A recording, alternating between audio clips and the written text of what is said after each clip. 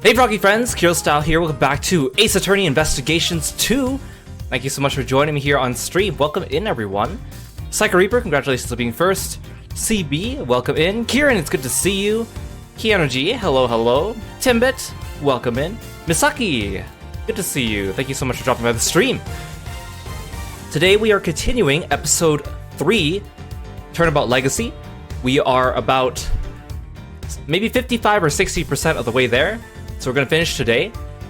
This case is really interesting because we're seeing glimpses of a case in the past featuring Gregory Edgeworth, his last case against Von Karma, and the present day, where it seems that events of the past are being mirrored in the present day.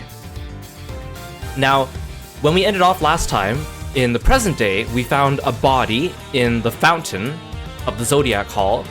In the past, Gregory Edgeworth deduced that Von Karma had not located the body yet and was hiding the autopsy report because he didn't have an autopsy report. So that's kind of where we're at now, and things are going to start getting really interesting and tying together, so I'm very excited for today. Let's continue.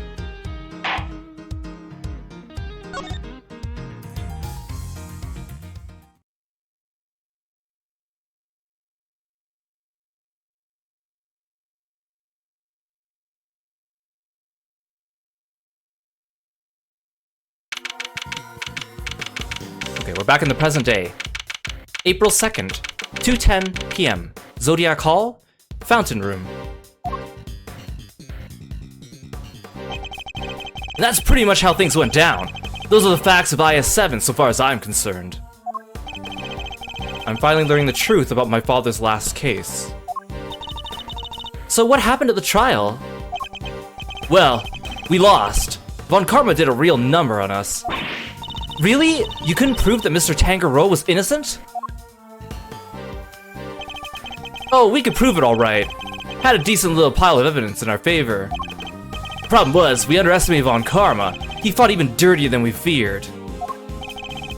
I can imagine. Secure conviction at all costs. That was always his guiding principle. Yeah, ain't that the truth? Anywho, the trial dragged on and on. Whole thing took about a year in the end. I'll never forget the day the verdict came down. December 28th that following year. It's April now, so... oh mama, we're talking over 17 years ago.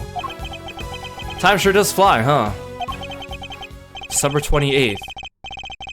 I was there that day, 17 years ago, sitting in the courtroom gallery.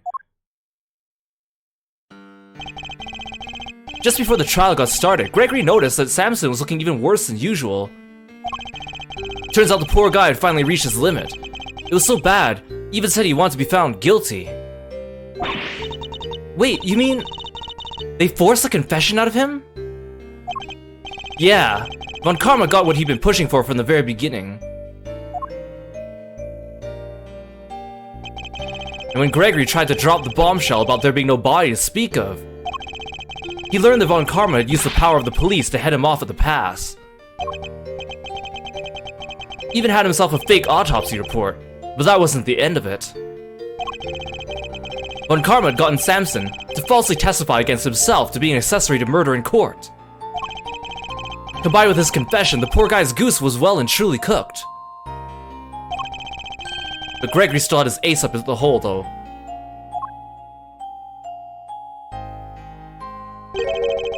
Same ace he asked Detective Bad to help him with.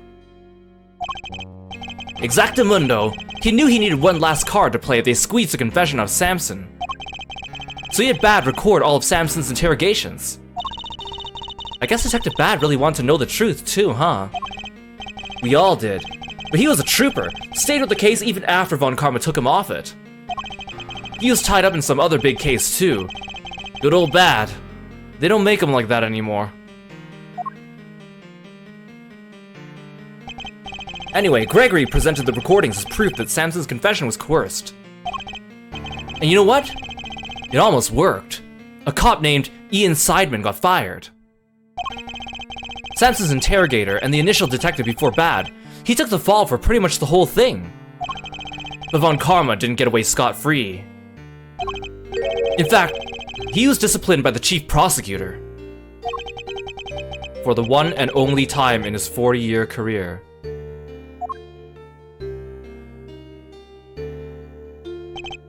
Still, Samson himself couldn't stomach another day in court.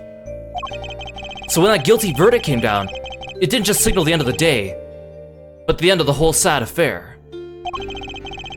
I don't remember a lot myself, but my father's face when they declared Mr. Tangaroa guilty.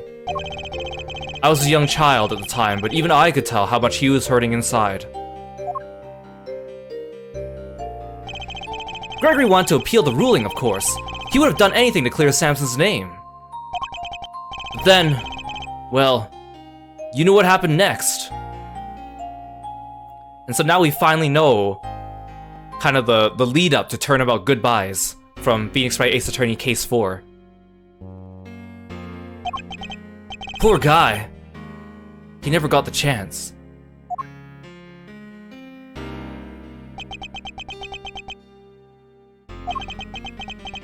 I should have left with him that day. I'll always blame myself for not doing that.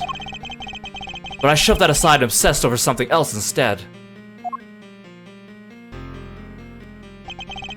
Or rather, someone else. I hated what you did. I hated you for choosing to stick with Von Karma.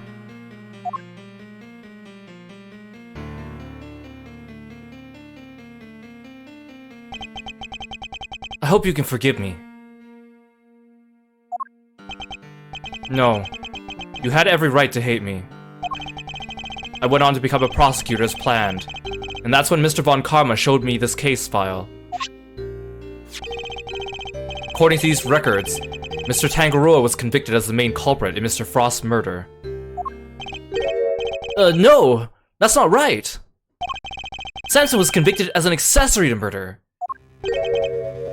Strange.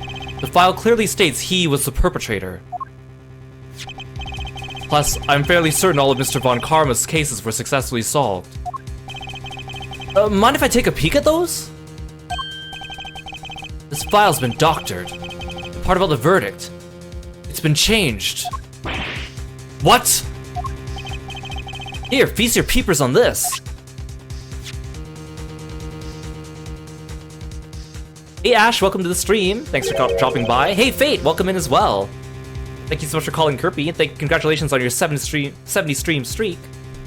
Oh, my Kirby didn't summon. Let me fix that.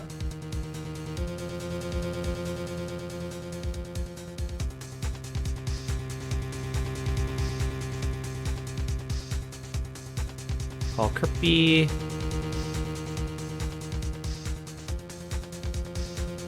There we go.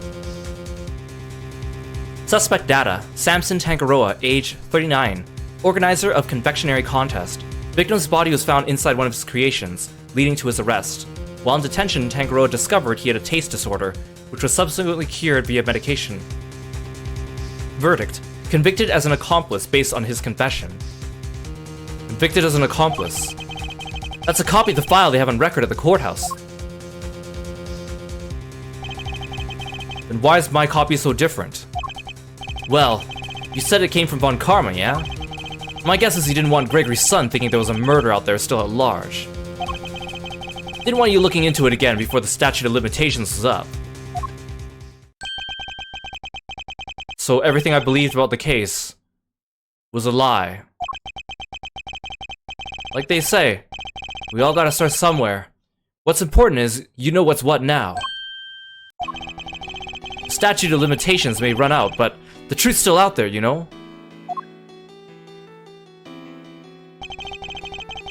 I inherited Samson's case when your old man passed. Prosecution handed it off to somebody else, too. The great Von Karma wasn't gonna bother facing off against a rookie like me, was he? Anyway, long story short, the killer was never found, and Samson was found guilty instead. That's terrible! Is there nothing we can do to help him? Not without the real perp, I'm afraid. Until then, his confession stands. Speaking of which, I didn't find out until after the verdict had been passed down, but Von Karma threatened Samson and made him a deal. Told him if he didn't confess, he'd make sure Judy was convicted instead. How could he? Samson knew there was no way Judy could have done it, of course. But he wasn't going to take any chances, so he did what he was told, and confessed to keep her safe. Now riddle me this, Milesy boy. Why do you think your Uncle Eddie just happened to be in the prison the day Bronco Knight died? Ah, that's right! You were there to see Mr. Tangaroa. Hey Angora, welcome to the stream. Hey Tsuki, welcome in. Bingo! Judy and I both promised we'd visit him every day. I didn't quite keep that promise, but Judy did. She never missed one visit in all these years. Could you imagine? She's been doing this for 18 years. Come rain or shine, she always showed up. But none of that changes the fact that Samson's still being unduly punished day after day. How heartbreaking. We've got to do something, Mr. Fender. Well, kiddo, that's actually why we came here. The ice sculptures are back on display, just like they were all those years ago. And we're gonna see what we can find out. Right, Mazarino? I'm a prosecutor, Fender. I don't look at these things in the same way as you or my father. Miles. Well, that doesn't matter right now. Speaking not as a prosecutor, but as Miles Edgeworth. I want to know the truth behind both of these cases, and I'm not leaving until I do. Huh, you really are old Gregory's son, through and through. Alrighty then, now that's sorted, we can really get to work.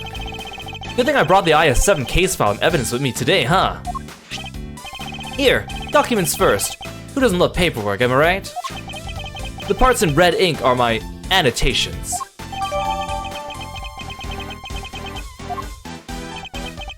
Thank you, Fender. Let's have a look at what he gave us. Case overview. Location, Samson Tangaroa's mansion, Tangaroa's room. Date, December 24th, 18 years ago. Murder weapon, rock salt lamp. Prosecutor, Manfred von Karma. Defense attorney, Gregory Edgeworth. Notes, statute of limitations expired 3 years ago on December 24th. Suspect data, Samson Tangaroa, age 39. Organizer of confectionery contest. Victim's body was found inside one of his creations, leading to his arrest. While in detention, Tangaroa discovered he had a taste disorder, which was subsequently cured via medication. Verdict? Convicted as an accomplice based on his confession. Victim data. Artie Frost, age 38, also known as Paul Halleck, under which name he was a renowned sculptor in France. Contestant in the confectionery contest. Body was discovered in Tangaroa's room. Cause of death was blood loss following a blow to the head. No detailed autopsy report due to the body going missing. Yeah, the rock salt lamp isn't spreading good vibes anymore, that's for sure. And here's some evidence for you. Enjoy! There's quite a few, so I'd take a minute to scope them out if I were you. Small mountain of evidence from the IS-7 incident received from Fender. Oh, I guess I haven't gotten it yet. Yes, I see. I'll take a look at them in a bit. Okay, we got the cookbook. We got the fingerprints. The salt lamp photo. And the family photo.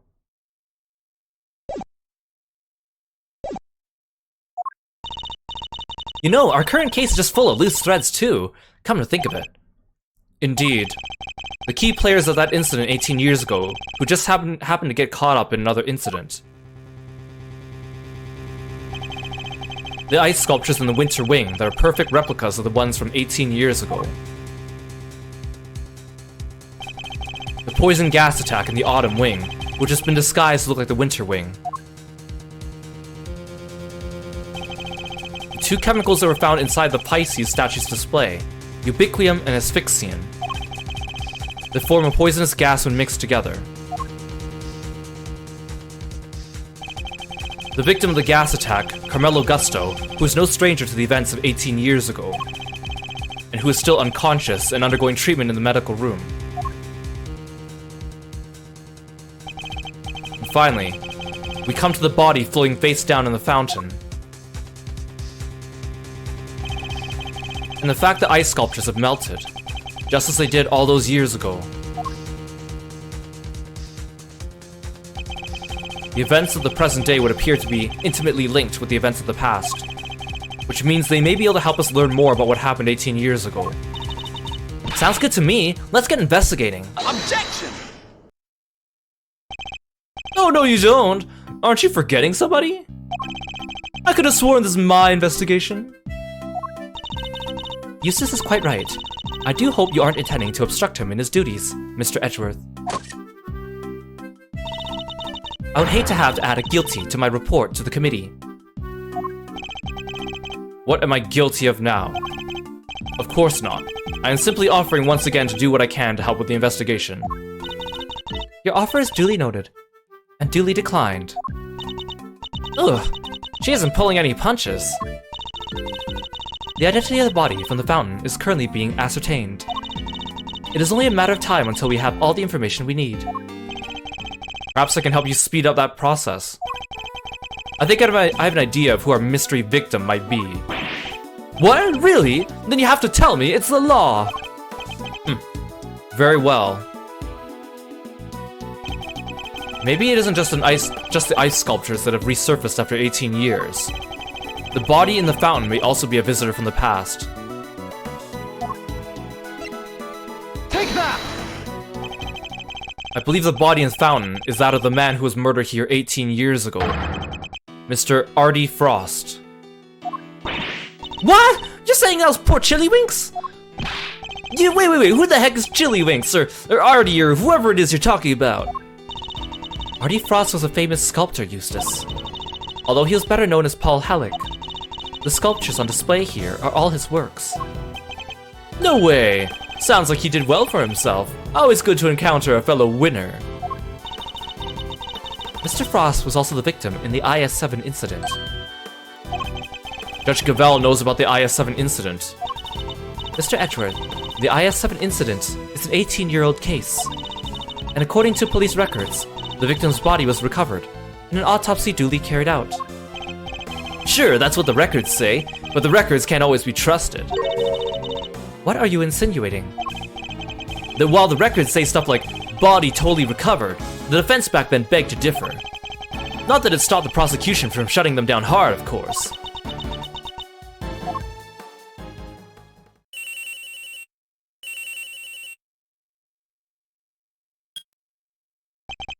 Yeah, this is winner. What? Really? What is it, Eustace? The body. We've got an ID. Some sculptor called Frost or something. So I guess Edgeworth called it? Goddess of Justice! So my father's deductions were right all along. Well, Judge Gavelle, I'd say this changes things, wouldn't you? Perhaps now you'll admit that I might be of use to this case. More than a certain junior prosecutor, anyway. Yeah, no fair, you're trying to steal the win! I'm doing no such thing. All I want is to uncover the truth. And if we're going to get to the bottom of what happened here, we'll need to work together. We do not need to do anything, and you do not need to know the truth. This case is none of your concern. Objection! Well there, Judge G. I think you might be wrong about that. Another of your interruptions, Mr. Fender. Yep, see, I was on the defense team for IS-7, so this case is very much my concern. I was one of the pesky kids pushing the theory the body had actually gone missing. The prosecutor at the time may have brushed us off, but you can't deny the testimony of your eyes. Or to put it a little more bluntly, the prosecution's case was rotten from the ground up. When there's been a miscarriage of justice caused by the prosecution, it's the committee's job to fix it, no? Ugh. And who better to help you unpick the mess than someone who was there at the time?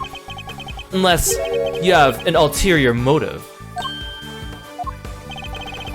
Judge Gavelle seems to know the facts of the IS-7 incident in some detail. In which case, I suspect she must be here on the committee's behalf. Your connection to the case is noted, Mr. Fender, but I fail to see how it concerns Mr. Edgeworth. He's the son of the original defense attorney, and the protege of the case's lead prosecutor. And if that's not enough for you, he was at the trial too. I think it's just possible he might have a little something to bring to the table, don't you?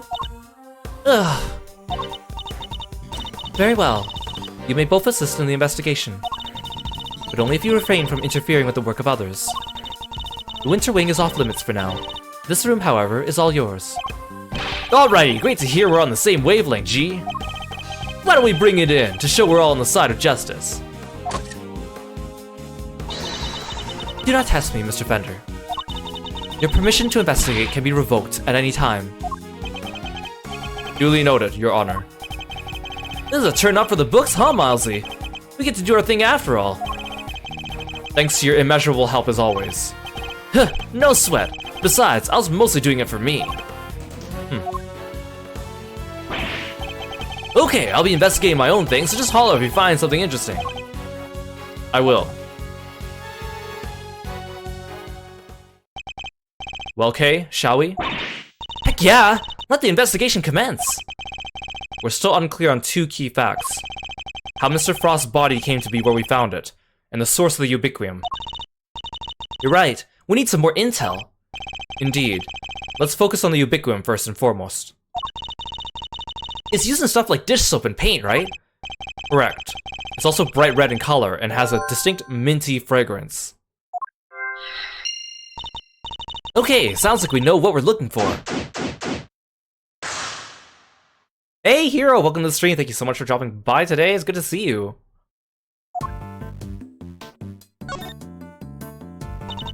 What is it, Mr. Edgeworth? There's some kind of connection between our case and the IS-7 incident, isn't there, Mr. Edgeworth? It's still too early to say for sure, but I find it hard to believe there's no connection at all. And IS-7 was your dad's case, right? So this can't be a coincidence, it's gotta be fate. The truth is ours for the taking. Let's go grab it and solve both cases at once. I appreciate the sentiment. I think our first order of business should be to find out where the ubiquium came from. Gotcha! The red liquid with a minty smell! Let's ask around, see if anybody has clues to offer.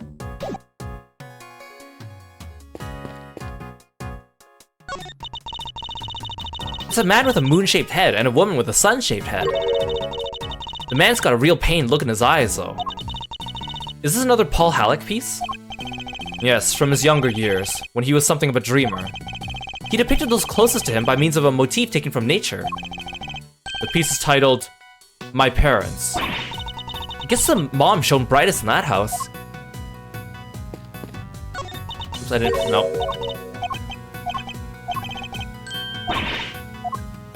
Actually, come to think of it, Judy has been working as an actress for the last 18 years. And she still made time to go visit Samson every day for 18 years, despite being quite busy, I'm assuming. And making enough money to get all these Paul Halleck pieces and stuff. That's crazy. Statues of a man and woman in old-timey clothes. Did Paul Halleck make these as well? Yes, it seems he created them later in his life once he had begun to make a name for himself. His wife pushed him to sculpt the two of them as ancient gods, and he couldn't say no to his beloved. The title is The Beautiful Goddess Venus and Her Humble Servant. Wow, talk about putting your goddess on a literal pedestal.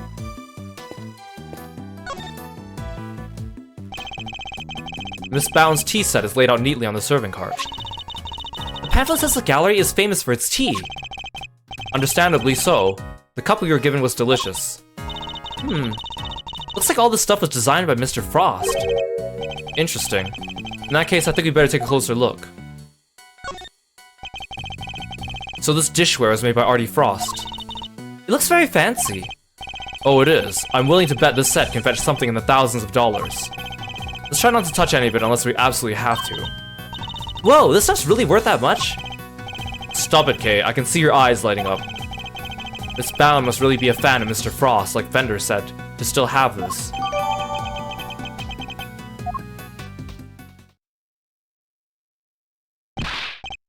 Hey, Edgy! What is it? You be careful with that teapot, you hear? Why is Larry so concerned all of a sudden? Honored guests. I can pour you a cup if you like. Miss Bound. Ah, Judy! I'm good, thanks. No tea for me. You two knock yourselves out. Thank you for the offer. Yes, why not? A quick break won't hurt. 2 cups coming right up.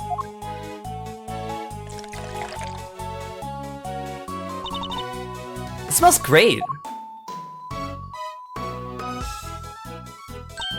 Wow, it tastes even better than it smells. What type of tea is it, Mr. Edgeworth?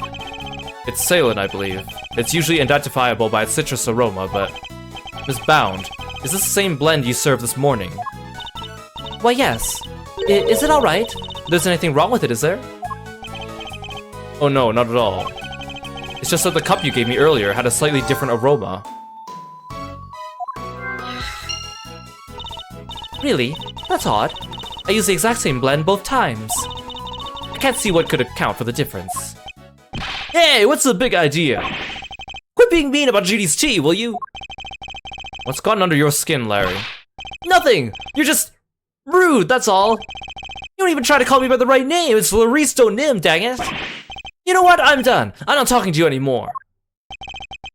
Well, that was childish, even for him. Wow, what happened there? Let's ask him about it later, shall we? Talking to Miss Bound is more of a priority right now. We may not have any evidence to prove that she's the culprit, but it does seem likely that the poison gas was her doing.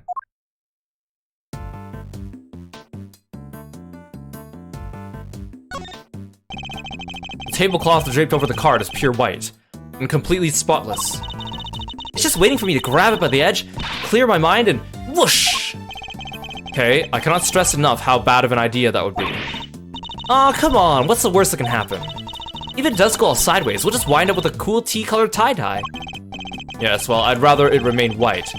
Plus, I don't think Miss Bound would appreciate us meddling with it.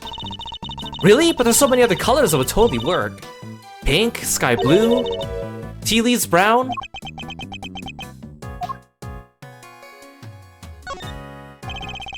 A caddy containing Ceylon tea leaves. It's a well-crafted tin canister designed to prevent moisture and sunlight from damaging its contents. Not a bad thing to use considering the quality of the blend Miss Bound serves.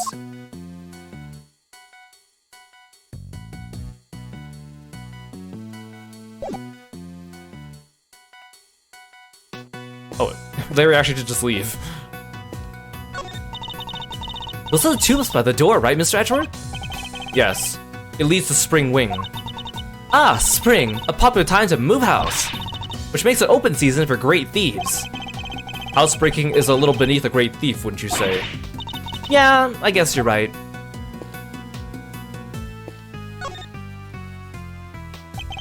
Hey there, Miles Reno. What's the situation with the investigation? Things are progressing. I think a fuller picture of what happened is beginning to emerge. Good to hear. Guess I better step up my game too, then. This case seems to have a lot in common with the incident from 18 years ago. And how? It's got the lot, melting statues in the Winter Wing, even the murder victim's body. But how did nobody ever figure out the body had gone missing? Frost had no family apart from his son. And well, the kid kind of vanished. Nobody's seen him since the time of the incident. Gusto's son too. Him and his best pal from school both just up and disappeared. What? And they were never found? Gusto's boy wasn't. Not as far as I heard, anyhow. Guess Frost's kid turned up in the end, though. He collected his inheritance at some point. But yeah, with no family around just after the incident, Frost got no funeral, no nothing. So no need for the police to release the body, and no need for anybody to find out they didn't have it. They filed their fake autopsy report, and nobody was any the wiser. Well, almost nobody. I still can't believe Mr. Von Karma would have stooped so low. That's really sad, like, the more you think about it. They put sunflowers by the door. Nice. A fitting adornment for the entrance to the summer wing, I suppose. Summer is also vacation time. And every great thief knows that means tourists with bulging wallets. Pickpocketing, K. Isn't that a little beneath a great thief? Yeah, maybe you're right. Why is there a lift cart just sitting out here in the open? Guess somebody must have been moving something heavy. The top of the platform seems to be wet. You know, I've got a funny feeling I've seen this thing somewhere before. You mean like 18 years ago? Yeah, it's all coming back to me now. I last saw it in Frost's room. He must have used it to move the ice sculptures around. It's one of those fancy numbers where you can change not only the platform's height, but even the angle. If you had one of these, you could move giant lumps of ice around no sweat. Oh, just think of the possibilities. I could really use one of these. Still doesn't explain what it's doing here, though. Bit of a head-scratcher, but we should give it a think, yeah? Indeed. After all, it just might have something to do with our case.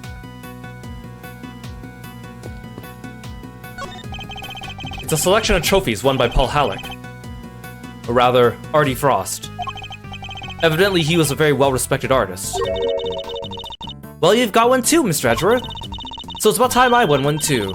Guess I'll have to find some thieving contest to enter. Or you could set something up. Something with a nice ceremony and all that. Yes, followed by a swift round of arrests. Mr. Winter was very clear you're only allowed to investigate this room. So I'm afraid I can't let you pass. Sorry, sir. Wouldn't make much difference if you did, officer. You're standing in front of a wall. Oh, but we all know a few bricks won't stop you, Mr. Edgeworth, sir. Wow, he actually sounds kind of scared of you. So what kind of reputation have I down at the precinct? It seems the elevator is only accessible to select individuals. I wonder what's upstairs. Among other things, the medical room. That's where Mr. Gusto's being treated. I hope he's alright. We've got some questions that need answering as soon as he wakes up. Since there's no way of knowing when that might be, we should explore other avenues in the meantime.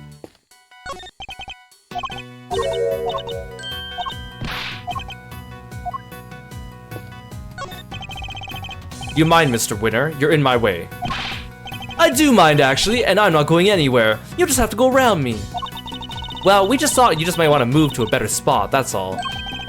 A better spot? I demand you to show it to me at once. Is that really all it takes to make you do whatever you want? The door here is marked with a nice autumny looking tree, and yet it leads to the winter wing. I suppose it's all part of the deception. I could steal the leaves if you like, make things a little more wintry. I think you better leave them alone, Kay. Don't think you've gotten away with anything, Mr. Edgeworth. I'll be reporting your actions to the committee. Do whatever you need to do, Judge Gavel. And we'll do the same. You are the self-styled Great Thief, correct? Mr. Edgeworth's association with such a character will be of interest to the committee too, of course. Go ahead and report me to your stupid committee. I'll be the toast of the thieving community. It looks like Judge Gavel will have to think up some other new threats if she wants to intimidate Kay. This thing in front of the door is a fir tree, right? Yes, they're usually associated with winter. This door leads to the autumn wing. I suppose it's all part of someone's elaborate ruse. I could paint it red for the autumny feel. Evergreens stay green all year round, Kay. Hence the name. Sure, I knew that. Oh, Larry's over here now. Did these statues have a different conversation? Oh. The statues on this side have the exact same description as the statues on the left side. It's a sculpture of a brave warrior battling against a serpent. Did Paul Halleck make this one too, Mr. Edgeworth? He did. It seems he was fascinated by fantasy and mythology when he was a young man. This piece embodies the tragic yet gritty determination of the young as they face an impossible situation. It's called the Math Test. Talk about relatable.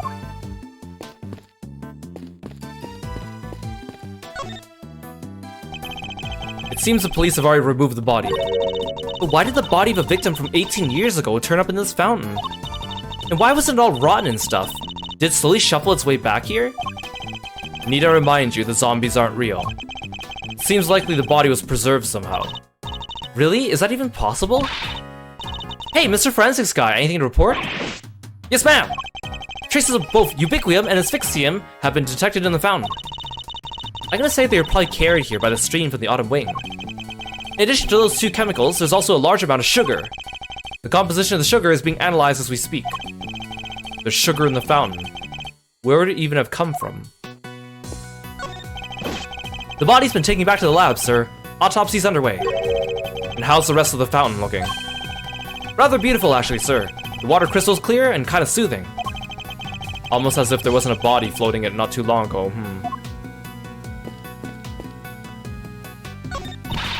Hello there, dearie. Still investigating away, are you? Found anything interesting? No, dearie. Well, nothing much anyway.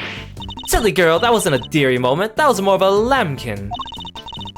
Sweetheart is when we were being sympathetic, of course, and treasures for when they're in a tiz. Lab is for people you're not that keen on, and pedal you use when you're trying to get someone's attention.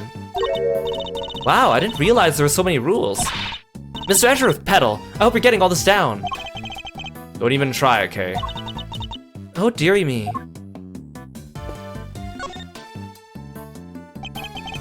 I'm gonna keep this simple, Larry. You're hiding something, so just tell me what it is.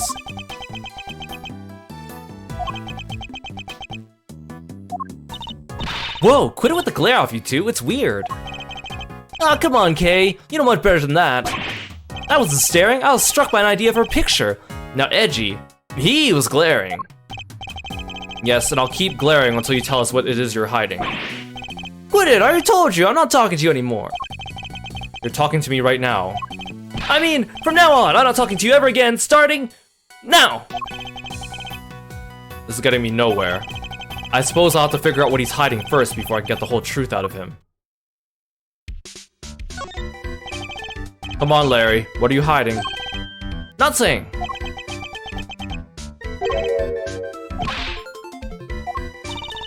Look, you two, this is no time for kids' games. Well, I certainly wasn't playing. It's pretty clear the Reese isn't gonna talk to you. Oh, he'll talk. Don't you worry about that. I need to know what Larry's hiding. Perhaps something around here can give me a clue. I better take another look around the room.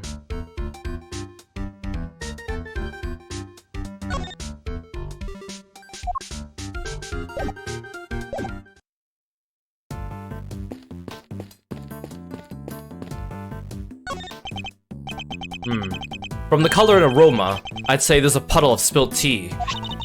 And look, there's a small chunk of ceramic in it. I guess somebody must have broke something. I know that insignia. And a certain high-strung somebody just might know a little something too.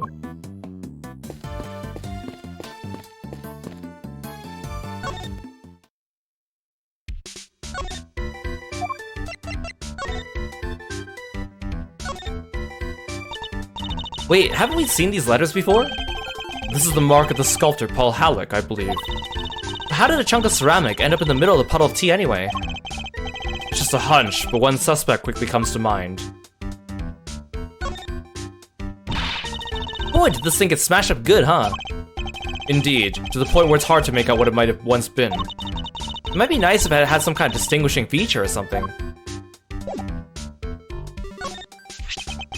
Would you mind taking a look at this for me, Larry? Why would you show me that? Tell me, what is it about Miss Bound's tea set that's got you so agitated? If you won't tell me, then perhaps you'll prefer to explain it to Judge Cavell. Wait, don't make me look bad in front of Verity! She thinks I'm a sensible, cool, clean-cut guy! I don't want her to see the real me, the real low-down, dirty me. I'm not so sure anybody here thinks you're particularly clean-cut, Larry. If you don't want her to think badly of you, the best thing you do is talk to me. Alright, I'll talk. Alright, Larry, enough is enough. Now confess. Is this any way to treat your best friend, Edgy? Is this any way for you to treat yours? By lying to him? Hiding things? I get the picture already, so stop glaring at me like that. I'll tell you everything, okay? Earlier, I thought Verity might like a cup of tea, so I went to pour one for her. But I got distracted and my hand slipped and smash! I broke the teapot! A priceless work of art! It's in pieces because of me! No words exist to describe how far away I saw this coming from. Ouch, you really messed up this time, Larice. See, Edgy, everyone's gonna think less of me now! Judy's never gonna forgive me for this! Crying to me won't do you any good. I think you need to apologize to Miss Bound. My teapot. I see. I'm sorry, Judy. I'm so sorry. I don't have any money, but I'll paint your portrait. I'll paint you 50 portraits. Please, Mr. Jonim. It's really me who should be apologizing. How could I fail to notice that there were broken pieces of ceramics on the floor? Somebody could have been hurt. Here, let me make sure it's safely disposed of. The teapot in question was designed by Artie Frost, correct? I understand it was something you've long treasured. You must be upset. Oh, I am. But But of course, all things break eventually. As luck would have it, I have another identical teapot. It's far from the end of the world. Is she less attached to Mr. Frost's work than she used to be? I can't believe this, Judy. You're the sweetest, the kindest. This other teapot you're talking about. It's the one sitting on top of the cart right now, right? What do you mean? Yeah, so when I smashed the first one, I tried to hide the pieces in the bottom of the cart. And that's when I saw the other pot under there. I took it out and basically switched the two pots. Oh, I see. Yep, and that's everything I have to tell you. I'll be extra careful not to break the other one, I promise. You have no shame whatsoever, do you? I'm sorry. It's really quite alright. Thank you for being so honest. See, Edgy? Isn't Judy the absolute best? I trust you won't take advantage of her kindness and will make amends somehow. I sure will! Once I make it as an artist, I'm gonna give her one of my patents. She was one of my models after all, it's only fair. At this rate, I suspect he's likely to make more trouble than amends. Don't you think it would be better for you to keep out of her way for a very long while? No, but I will be keeping out of her way, because I sketched her and the others already. Her and the others. Keen to my work, huh? Yeah, I drew a few great sketches of some ravishing beauties. Wanna see? Interested in Larissa's ravishing beauties, huh, Mr. Edgeworth? I'm afraid you've greatly misjudged, Kay. I simply wish to see if Larry has captured any unusual details this time, too. Unusual details? Nothing's unusual about these. They're my best work yet. Really? Now I want to see them, too. Oh, you're a sweetheart, Kay. Alright, let me dig them out for you. Give me a sec, okay? I suppose we might as well take a look. So these sketches of yours. Seriously, Edgy, if you want to check out my art, you should have just said so from the get-go. Here, feast your eyes on this. What am I looking at here? I told you already, ravishing beauties! Just a few of the fair faces I caught in my eye since I've been here, you know? I know the other characters like clown on Larry's art, but he's actually really good, and he's also really fast, too. Like, when it came to the picture of the winter room, he only saw it from a glimpse from when the door opened when Gusto fell out, and he was able to recreate the whole thing. That's Verity, and Judy, and, somebody else. Why'd you draw them all on the same page? Well, I meant to draw the room at first, just something to pass the time. And then I saw one beauty, and another, and well, I just scribbled them all down as I went. So these are all drawn at different times. Huh? Yeah, I guess. I did one of you too, Kay. You're on a different page, though. Wow, you did? I'm flattered. How true to life are these sketches? Did you only draw what you actually saw? Of course! You think I draw things I can't see? Like, using my imagination? Nope, these are 100% true to life, right down to the exact shade of each color. So the colors are accurate. Interesting. Much as it pains me to admit it, Larry may have provided me with a useful piece of evidence yet again. The serving card in the sketch, for example. If I compare it to the one in the room, there's a clear contradiction between the two. I think a little deduction is in order. Could I borrow this page for a while, Larry? Sure thing! You want me to sign it for you? Just the page, please.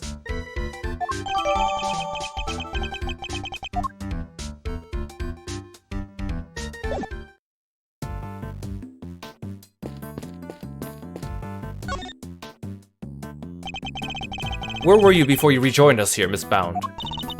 I had to go and tell our visitors we're closed. Oh, and hand out a little something in apology. Was there something you wanted to talk to me about?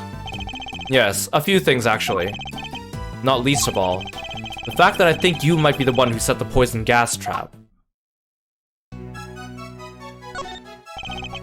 The original ice sculptures melted 18 years ago, correct? How did you manage to recreate them? Oh, you know about what happened back then? In that case, you might also know I took pictures of them during the contest. I commissioned the creation of a set of replicas based on the photographs for this current exhibit. Why go through the trouble of creating replicas? Mr. Frost's Zodiac series was his great unfinished masterwork. I want to see it completed at last. Or rather, re-completed.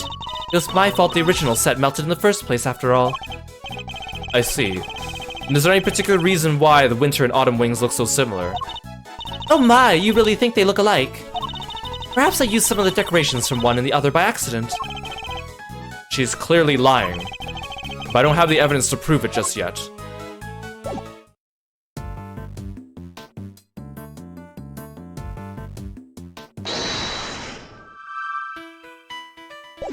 Wait, no, I need to do this first.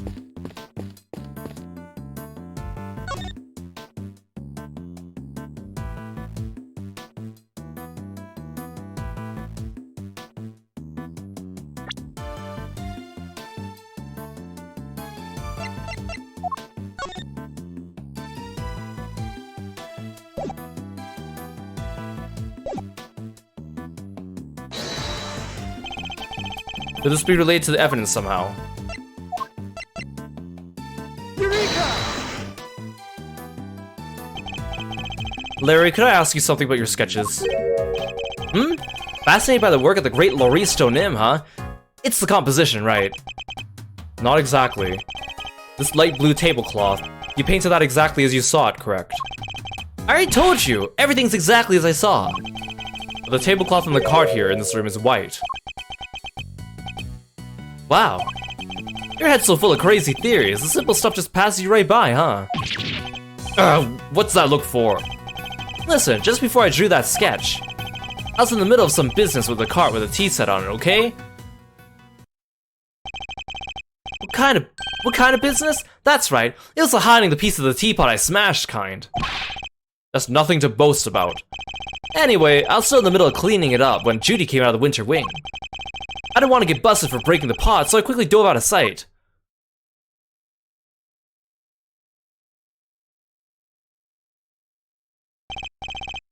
Wait, Miss Bound came out of the winter wing.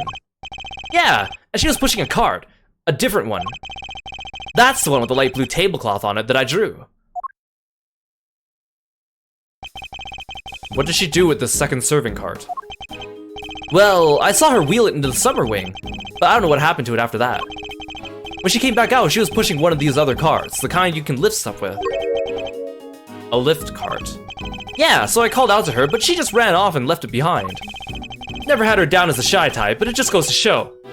You never know. Another serving cart. And a lift cart. Is there maybe another tea set too? We better check with Miss Bound.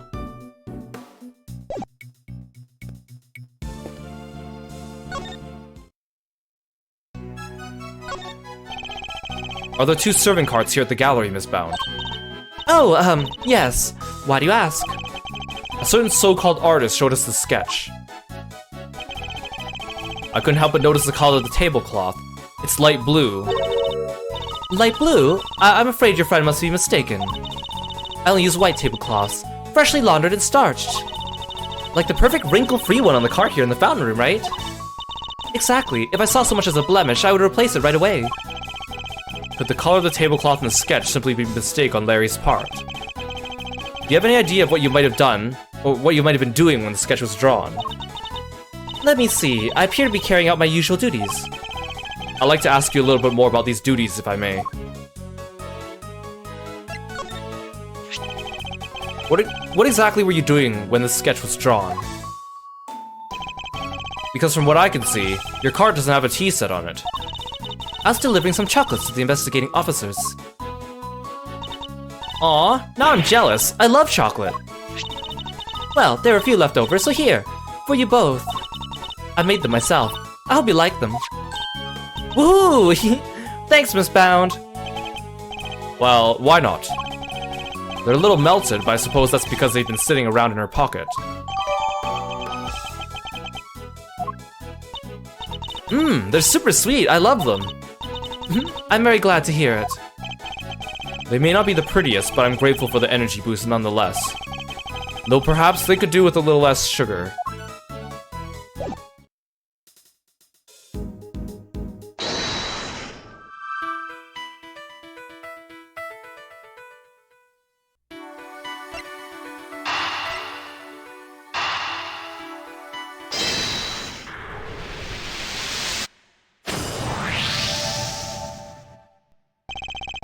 I suspect the difference in aromas we noticed is due to the teapots having been switched. You do? I can't see what else it could have been. The tea itself hasn't changed. Why don't we ask Miss Bound, just to be sure? Miss Bound. The difference in aroma we noticed. Do you think it could have been because of the different teapot? I suppose so. My cup just now had a subtle minty scent. Rather like uva tea. Oh, I just remembered. I made some peppermint tea in that pot only yesterday. That must be where the minty aroma's coming from. Could that really be it?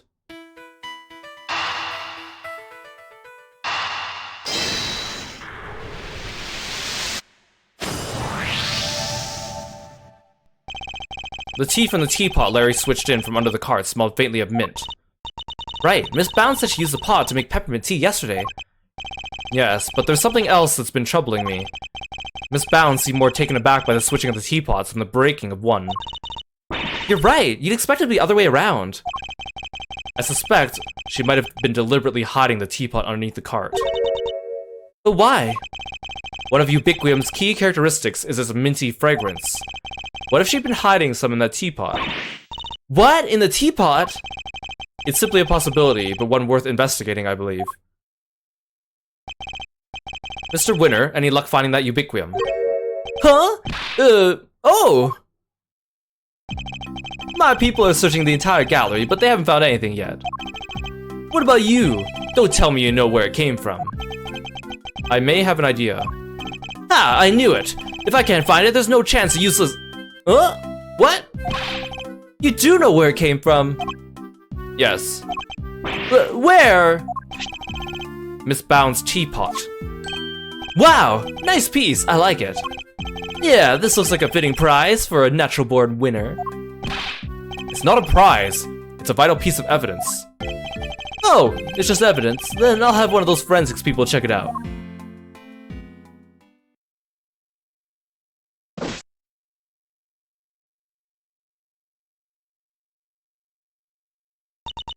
Mr. Edgeworth, is there some sort of problem with my teapot? Possibly. The minty fragrance you notice coming from it. I think it just might be the scent of one of the chemicals used to make the poison gas. But Mr. Edgeworth, surely you don't think I had anything to do with that? I'm afraid I do. The method used to create the gas would have required considerable preparation. Nobody would have had the time or the opportunity to set that up except you. That's not strictly true. It took around a week to get Zodiac Hall ready for the exhibition. There were all kinds of people coming and going through here during that time. Delicia, for one. So you see, I'm not the only person who could have set up at all. Miss Scolen's on our radar too, of course. You needn't worry about that.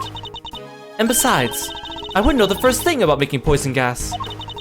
So even if you did find some Ubiquitium in my teapot, I wouldn't have had any idea what to do with it.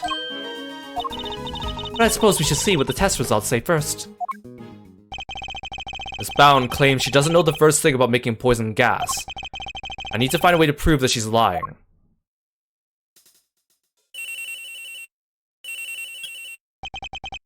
Edgeworth speaking. Sir, it's me! Is everything alright, Detective? Everybody's left the Winter Wing. It's just me in here now. Which means I can tell you what we found out. You really shouldn't be sharing information about the investigation.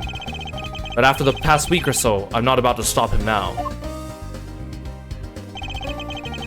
The exhibits here all have completely melted. All that's left in the display cases is some stuff at the bottom. More of it in the Taurus case than the Gemini case, though. Describe this stuff for me if you can. Yes, sir! It's like a pale blue liquid. I had the lab run some tests just now. The sample from the Taurus case just had a bunch of sugar in it. The one for the Gemini case had 3 different substances in it. Which were sugar, salt, and blood. Blood? What is salt and blood doing in the Gemini case's sample? Can't imagine whose blood it could possibly be, but I'll get it tested right away, sir. Please do, Detective. Oh, I also spoke over the radio with the forensics guy working the fountain room. He said he just got word the sugar they found in the fountain matches the sugar in the pale blue liquid. I see. That might well prove to be a significant development.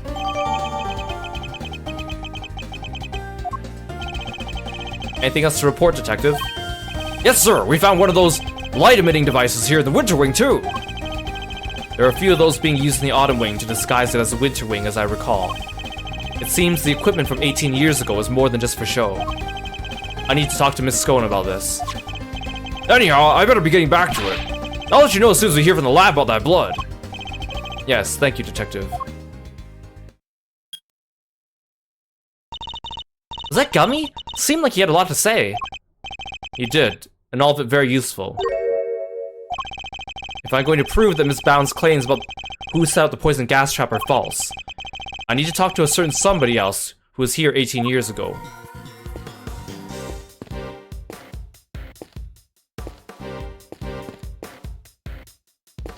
Just checking to make sure if anyone has new dialogue. He has new dialogue. Delicia, I'm guessing. Yeah. Miss Scone, I'd like to ask you a few questions if I may. Of course, dear. Fire away. Anything for you, Milesy Smilesy, and dear sweet little Tooth Decay.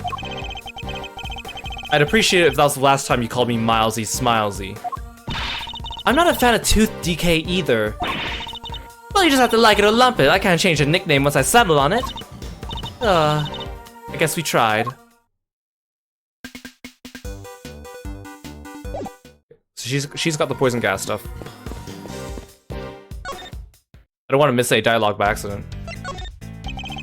Tell me, Fender, what kind of person is Miss Bound? Huh? Wait a minute. Don't tell me you've got a thing for her, Milester. I do not.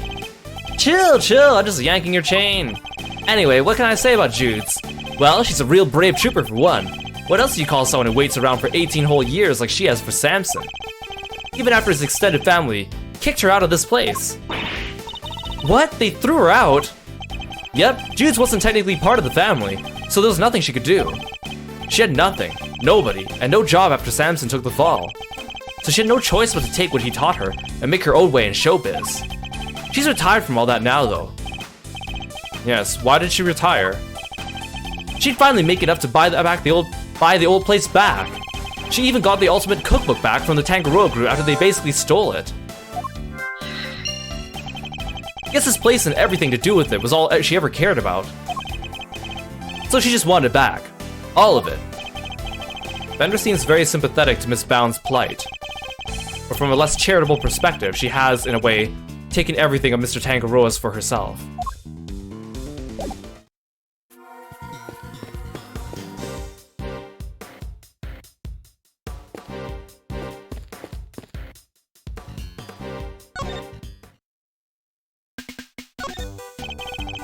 What can you tell us about the various devices used to decorate the gallery's exhibits? They seem to be some pretty specialized items in use. Light-emitting devices, luminous fabrics. Oh, I could tell you all about those, dearie. After all, I'm the one who gave them to Moody Judy. It was my way of saying sorry after I broke the rules all those years ago. I bought her 4 lovely new salt lamps, and I gave her 4 pieces of luminous cloth I used for the contest. Wow, that's super generous of you. Tee, well, us girls have to do our best, don't we? Not everybody understands, of course. That better not be a dig at me, Delish. I know how kind... I told you how kind I thought that was. Yes, back when you were a dear, sweet, innocent baby boy. What happened to you, eh? A dear, sweet, innocent baby boy? Mr. Fender? Can't quite picture that, I have to say. So these decorations, they're all the same as the ones you saw 18 years ago, correct? Yep, salt lamps, glowing fabric, light-emitting doodads, the whole bit. There were 4 luminous cloths in use in the Autumn Wing, but I'm sure I saw another one somewhere. I'm not lying. Oh, it's in my bag somewhere, I'm sure of it. What is she looking for? That's not it. And that's not it. That cloth looks familiar. Maybe I should jog her memory with something Miss Scone, so Miss Scone could tell us more. Miss Scone, you're something of a specialist. How might someone learn to make the poison gas that was used in the attack, Any ideas? Well, any pharmacist who ever handled Investicide Ultra would know for a start. After all, it says right here on the label, do not mix with products containing ubiquium ever. What about a layperson? It's unlikely they'd know, wouldn't you say? I suppose so, yes. Well, not unless they had a nose through the Ultimate Cookbook anyway. The prize from the contest 18 years ago. The recipe for making pesticide ultra, along with not mixing ubiquium bit, is in there, you know? So you're familiar with the contents of the book? Oh yes, dear, I know it inside out. Because I work for the Tangaroa Group, you see. We're the company behind Cold Killer X. I'm sure you've heard of it. Cold Killer X. Bites back sniffles and sneezes with ease, apparently. After Sammy Poopa was found guilty, the company took custody of the book. But they only grant their most trusted people access to it, of course. Which means Miss Scone is one of these elites, I suppose.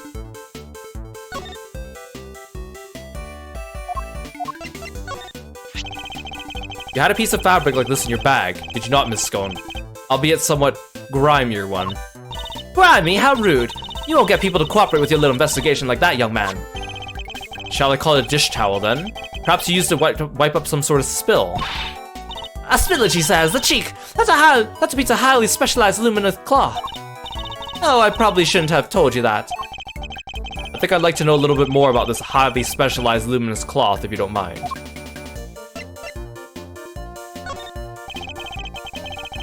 Why didn't you want me to know you had a piece of luminous cloth in your bag? Oh, well, I suppose there's no point in hiding it now, is there? If you must know, I fished it out of the fountain. It was right before they called me into the Autumn Wing. So Larry's sketch of Miss Scone is of when she was trying to retrieve the cloth. At first I thought it was one of those ones I'd given Moody Judy. One of the 4 you'd given to the gallery, correct? Exactly, but all 4 were being used in the Autumn Wing, weren't they? So I realized it must be the one that went missing all those years ago. I'd already had my pesticide ultra pinch to use to make poison gas. If one of my cloths turned out to have been used in some sort of dastardly deed too, well, now I was gonna look guilty as sin, wasn't I? So I kept it hidden in my bag. Hope for the best. I see. Oh, it does feel good to get off my chest though. Stress is no good for the complexion. So the cloth that disappeared 18 years ago, the one that had the victim was wrapped in, just happened to reappear in the fountain at the same time as the body.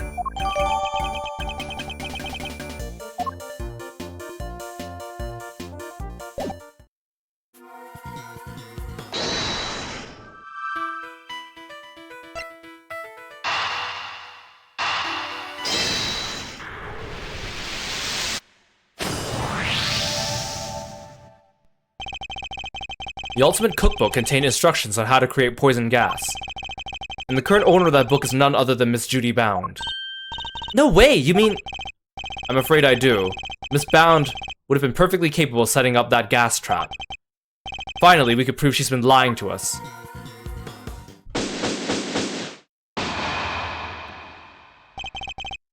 That's that. All that's left now is to await the results of the test on the teapot. To be continued.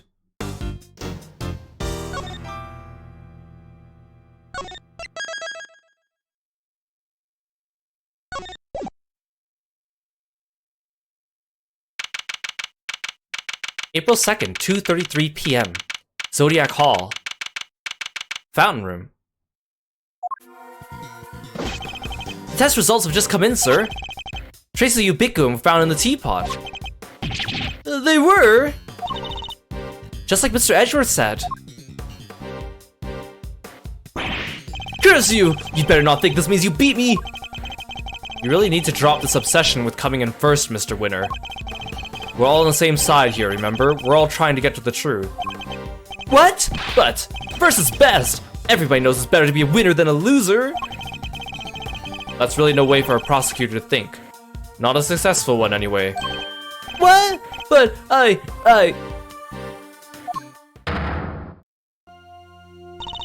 Enough. Mr. Edgeworth, please refrain from taunting the boy. Ignore him, Eustace. He isn't worthy of your attention. But Gavel! Oh, alright.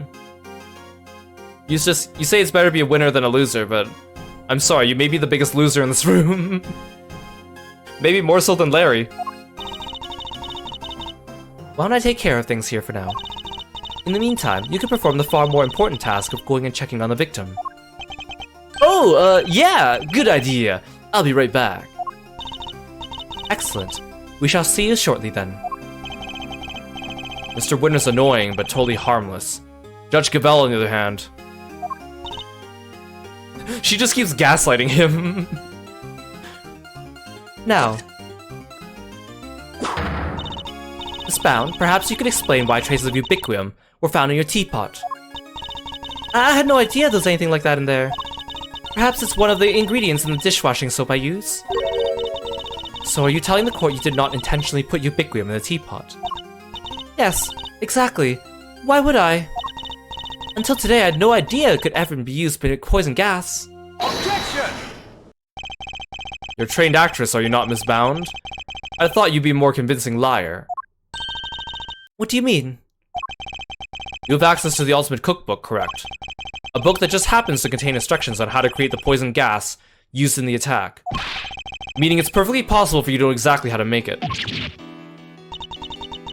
You're very well informed, Mr. Edgeworth. Miss Bound, is what Mr. Edgeworth said true? The book does contain information on how to make the poison gas, yes. But the fact that I've seen it doesn't make me guilty. Can I ask exactly how the gas was triggered? The victim used a blowtorch to heat the lid of one of the display cases, thereby melting the ubiquium. I see. But he locked himself in the room too, didn't he? Surely that and the fact he triggered it himself. Wouldn't it point to it being a suicide attempt? So she's not willing to admit to anything. Furthermore, why would I have gotten a hold of the Infesticide Ultra? Or where would I have gotten a hold of it? Oh, I don't know. Perhaps you stole it. You know, I did bump into Moody Judy a week or so ago. And that very evening, I noticed my Infesticide Ultra had gone missing. Judy, surely you didn't. Delicia, you carry your bag of pharmaceuticals with you everywhere, don't you? There would have been any number of opportunities for someone other than myself to steal it from you. That's true. I don't have any hard evidence that it definitely was Miss Bound who stole it. Judes, there's clearly something you're not telling us. Why don't you just come clean, We all know you never hurt anybody for no reason, so... Not you too. You think I'm guilty as well, Mr. Fender? Can you blame me? We've got one wing disguised as another, a gas trap in one of the display cases. And you're the proprietor of the establishment. It's looking a lot like you did it, kiddo. You've got this all wrong. You have to remember, the gallery doesn't have any security cameras, nor any security personnel. If any ill-intentioned person or other want to get in undetected, I don't think they'd have much of a problem. Wow, you're practically asking to be burglarized.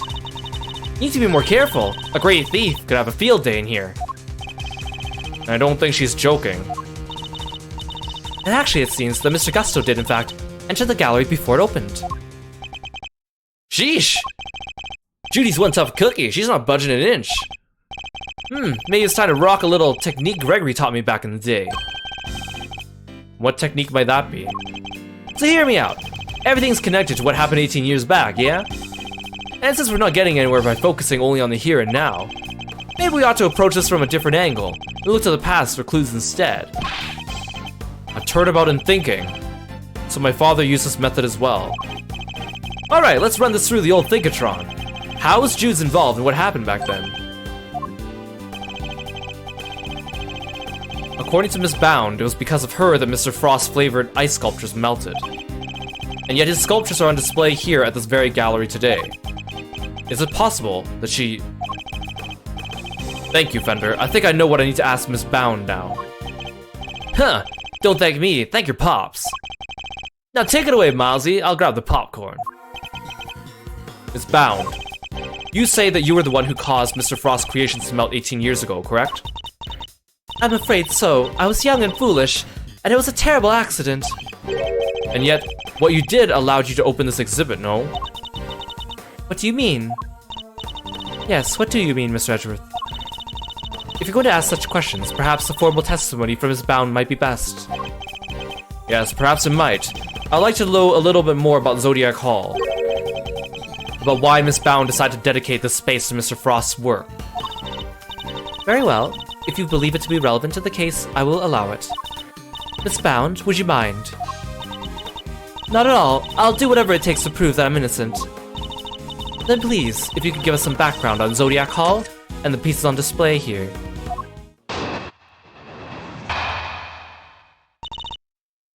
Zodiac Hall. It took 18 years, but at long last I was finally able to buy Samson's home back after a little while ago. But a place like this is expensive to maintain, so I decided to turn it into an art gallery. To that end, I collected as many Paul Halleck pieces as I could, from around the world. Because, if I'm honest, it's always been something of a dream of mine to open a space dedicated to his work. Thank you for your testimony, Miss Bound. How wonderful it is that you were able to fulfill your dream. Well, Mr. Edgeworth, everything seems entirely above board to me. Judge Gavel, that was simply the witness's preliminary statement. As you surely know, the value of that testimony cannot be evaluated without due cross-examination. Spoken like a true attorney. Very well. You may do what you must. It's funny how in the first game, all these cross-examinations were pretty much unofficial because they were all outside the courtroom and there was no judge. But now that Gavel is here almost all the time, they all somehow become slightly more official, even though it's probably not legal, but you know. It took 18 years, but at long last I was finally able to buy Samson's home back a little while ago. Hold it! 18 years? You must have gone through a lot to buy it back, Miss Bound. This home, this place, such memories abound. I could stand to lose what I had found. Oh, she's singing.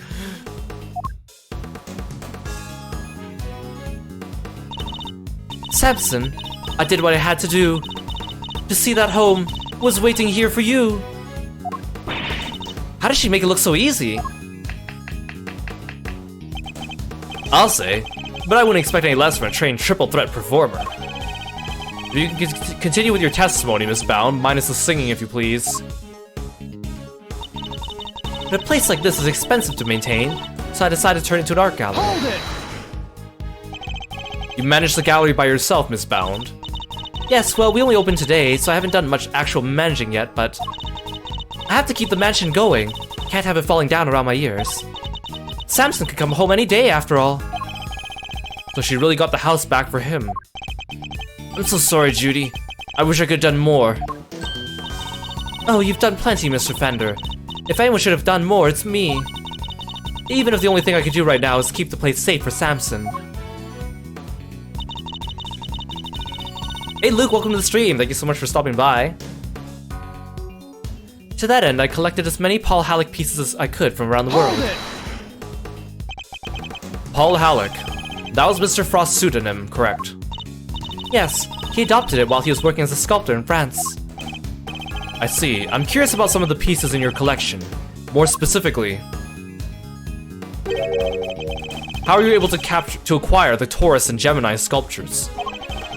It was my understanding that Mr. Frost died before he could complete them. Yes, I was able to create replicas for the Winter Wing based on photos of the sculptures he made. Really? Perhaps you could go into some more detail on that. Because if I'm honest, it's always been something of a dream of mine to open a space dedicated to his work. Hold it! Tell me more about this dream of yours, Miss Bound. Well, what I really wanted was to open a gallery with Samson, of course. A gallery of dance, a gallery of song, a gallery of gaiety and candy all day long. That was the idea anyway. And here I thought art was supposed to be appreciated in silence, not accompanied by musical numbers. Alas, Mr. Tangaroa transgressed against the edicts of the Goddess of Justice. As such, that part of your dream may go permanently unfulfilled.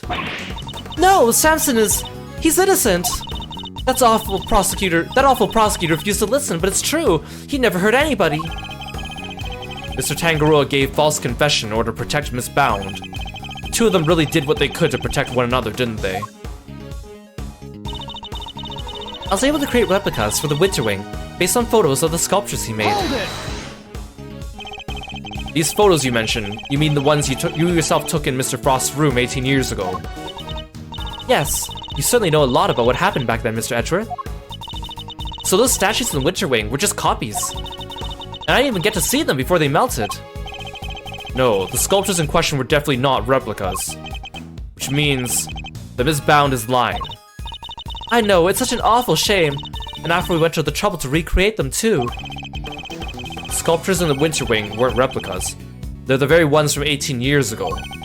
I need to show her I'm aware of that, or I'll never get the truth.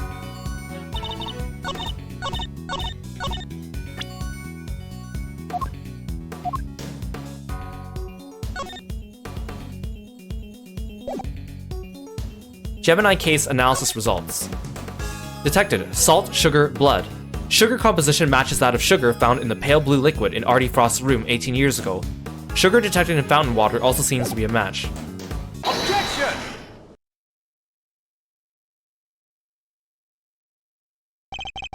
I'm afraid you've run out of road, Miss Bound.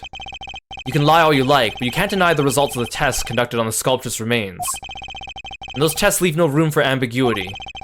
What you had on display weren't replicas. They were the very statues Mr. Frost carved 18 years ago. Oh, I could probably help explain how they worked it out if you like, dear. It's the sugar, you see. You might think sugar's sugar, but the composition's actually very unique. You could probably recreate the statues, but the sweet secret of their chemical makeup? No chance. Thank you, Miss Scone. I don't recall asking for help, but still. To put it simply, the statues didn't disappear back then because they melted. They disappeared because you spirited them away and kept them hidden for these 18 long years. Ah! What? She kept a pair of flavored ice sculptures around somewhere for all that time? Huh. It's not the most out there thing in the world, assuming you had a big enough icebox. Overruled. Quiet, all of you. Miss Bound, have you anything to say in your defense? So you've already learned that much. Should I take it to mean you admit to having hidden the flavored ice sculptures in question? No, I admit to no such thing. You haven't proven that I was the one who took those statues away. And you won't, because it would have been impossible for you to do so in the first place. The police were already here when they disappeared. How could I have done it without them noticing? How indeed. I don't yet know exactly how you did it. But I'm far from ready to say it was impossible for you to have stolen them away. You're a very persistent man, aren't you, Mr. Edgeworth? I am indeed, and I won't stop until I get to the truth. I see. Then I better tell you exactly what I did that day 18 years ago. What I did that day. The whole time before judging began, I was waiting upstairs in our living area on standby. During the judging, I had to go change the camera's film cartridge for Samson. But before I could take the camera back to Samson, I discovered Mr. Frost's body. Later, around when your father arrived, I began to make the rounds and serve tea to everybody present. That was when I saw Mr. Gusto entering Mr. Frost's room. And those were my movements on the day it all happened. I hardly see how you could take issue with any of that. And that's for us to decide, Miss Bound. Are you saying there's a contradiction in her story, Mr. Edgeworth? I'm more focused on proving the fact that she did indeed steal those statues. The question is, when she would have had the opportunity to do so. If I could pinpoint that, I might be able to prove what exactly she got up to. Hey Vanilla, welcome to the stream, thanks for stopping by.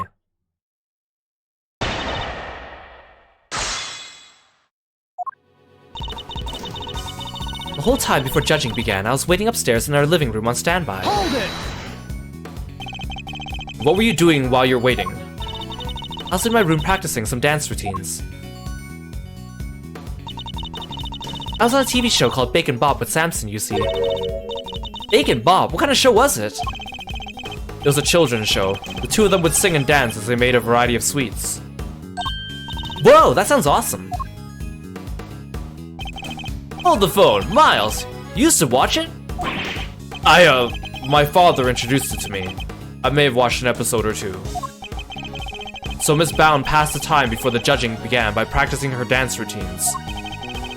Was this the moment when Miss Bound stole the sculptures? No. That can't have been the moment she did it. I better listen carefully to what she says. During the judging, I had to go change the camera's film cartridge for Samson. Hold it! Were you the only one who was able to move around freely during the judging? Well, I wouldn't say freely exactly, but I was able to move around more easily than the contestants, yes. Even so. I could hardly have spirited the sculptures away when Samson was standing right there, could I? And I ran straight off to change the film as soon as he asked me. I wouldn't have had time. So changing the film and the camera as requested by Mr. Tangaroa. Was this the moment when Miss Bound stole the sculptures?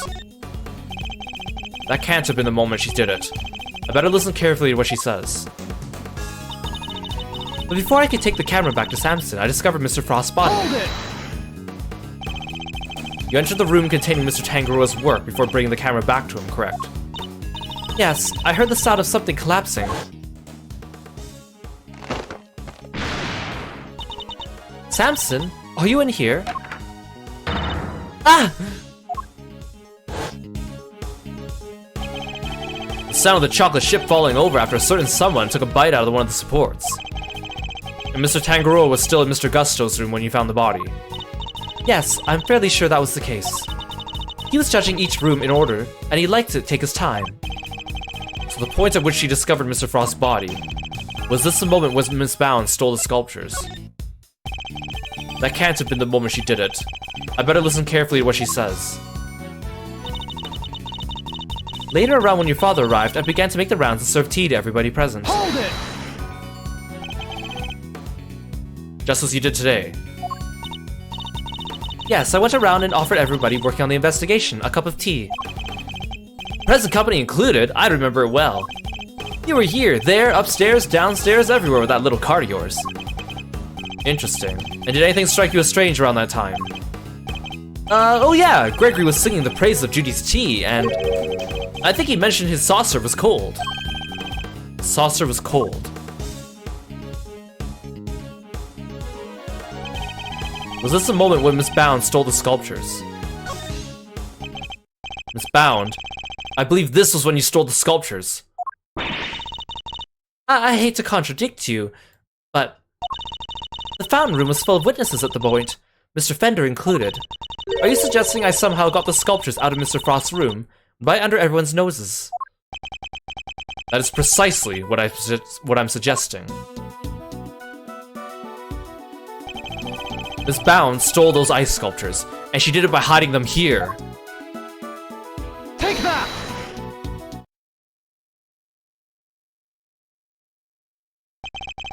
My father and Fender had no idea that one of the sculptures was mere inches away from them. Because it wasn't just a tea set you were pushing around, Miss Bound, but a hidden ice sculpture in a glass case. Ah! Overruled! Surely such a thing would have been impossible. How would a case of that size fit on a serving cart? It would have been spotted immediately. Objection! Who said anything about a serving cart? What? I'm not sure I follow, Mr. Edgeworth. What are you suggesting she use instead? I'm suggesting Miss Bound use this to transport the sculptures.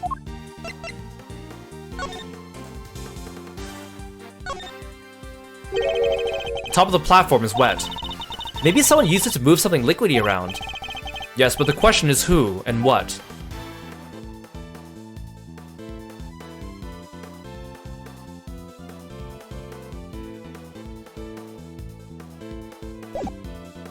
Take that! And this is the cart that Miss Bound used to move the flavored ice sculptures out of Mr. Frost's room 18 years ago. It would appear the very same cart is still here with us in this fountain room.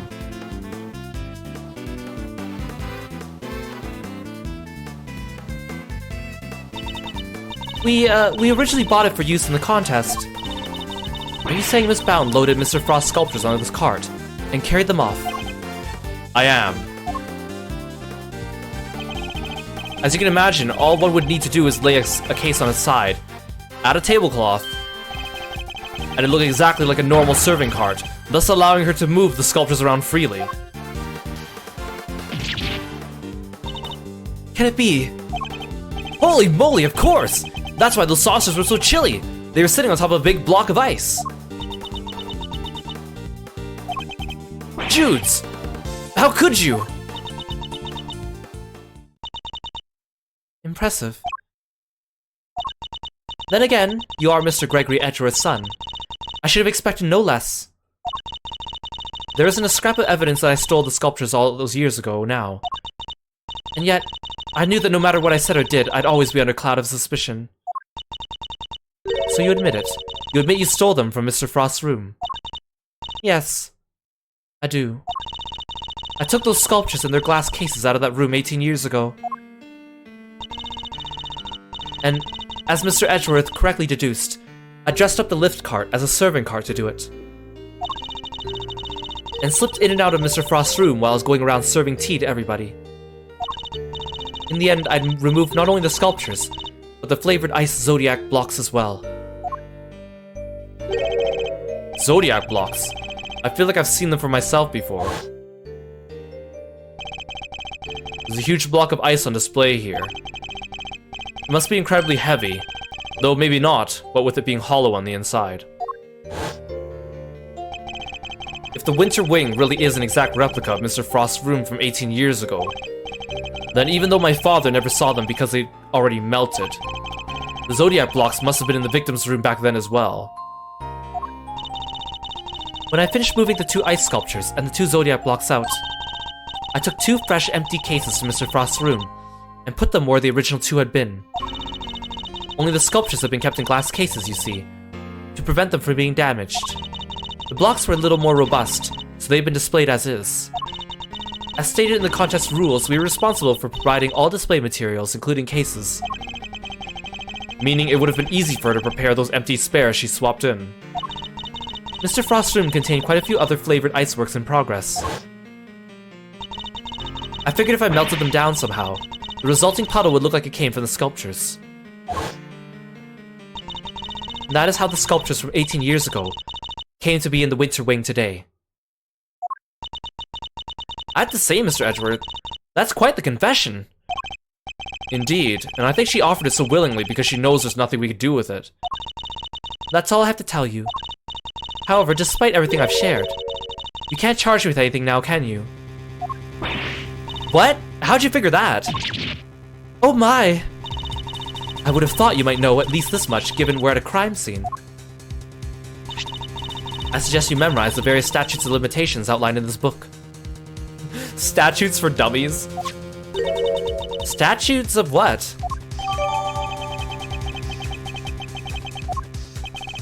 Simply put, Kay, prosecutors only have a certain amount of time within which they could put a suspect on trial for a given crime. Theft, 7 years from the date of the crime. Separate timeframes apply with regards to claims for damages, etc. Murder, 15 years from the date of the crime. The statute is suspended should the suspect flee into a foreign country.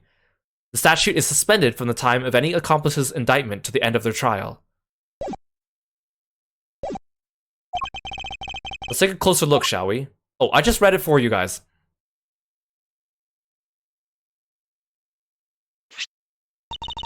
So it's different for every crime. Murder, 15 years. Theft, 7 years. Ah! Yes, Miss Bounce stole the ice sculptures 18 years ago. It's too late to have her arrested for that crime. I don't believe it. Theft is a serious matter, especially when it involves the removal of evidence from a crime scene. However, as you yourself pointed out, Miss Bound can no longer be prosecuted for her crime. Rendering your revelation rather pointless, wouldn't you say, Mr. Edgeworth? Objection! I wouldn't be so sure about that. For you see, the theft of the ice sculptures isn't my principal interest here. I find the body that reappeared 18 years after the theft to be of considerably more interest. Are you suggesting that I also hid Mr. Frost's body? I am indeed. But how do you keep a body hidden for 18 years without anyone finding it? Hiding it in a very unusual way. Oh, now this is interesting. Are you telling me you know where the body has been for all this time, Mr. Edgeworth? It's not such a big leap if you think about what Ms. Bound has told us already. Let's just say it wasn't flavored ice that it wasn't just flavored ice she removed from Mr. Frost's room back then. Very well, if you're confident in this claim, let us put it to the test. Tell me, Mr. Edgeworth, where exactly was Mr. Frost's body hidden?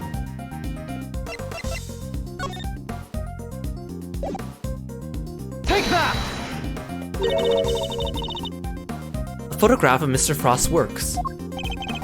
End of the victim's body, Your Honor. You'll have to forgive me, but I don't see what you mean. Where exactly in this photograph is Mr. Frost's body? The victim's body is hiding right here.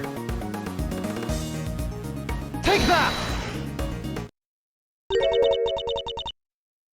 The Gemini sculpture. Yes, it may look like a sculpture at first glance, but it's in fact Mr. Frost's corpse. Well, surely you can't be serious. I don't see anything in the photo to suggest such a wild claim. Objection! That's because a certain piece of evidence was used to hide the body in plain sight. And what piece of evidence might that be? The court demands that you present what was used to conceal the body. Take that! One of the cloths from the autumn wing. Yes, when it's made to glow in just the right way, it's so visually convincing you might mistake it for ice. Isn't that right, Miss Scone? Why, yes, dearie, but you can make it look just like about anything, really. Even blazing fire. And the right shade of blue would make it look like ice, yes? Exactly like it, in fact. Overruled! It's not the case that a certain special device is needed to generate these colors, correct? Objection! If you would care to take another look at the photograph of the Winter Wing, Your Honor. You'll notice there's a small box connected to the bottom of the Gemini display case. That's one of the very light-emitting devices in question. Detective Gumshoe even confirmed its presence. In fact, this particular device went missing 18 years ago. Back then, it was no doubt firmly connected to the cloth inside the display case, which means Miss Bound had no choice but to take it with her when she removed the sculpture.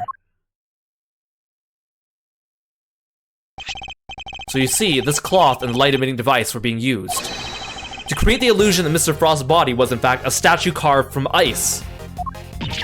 No! This can't be!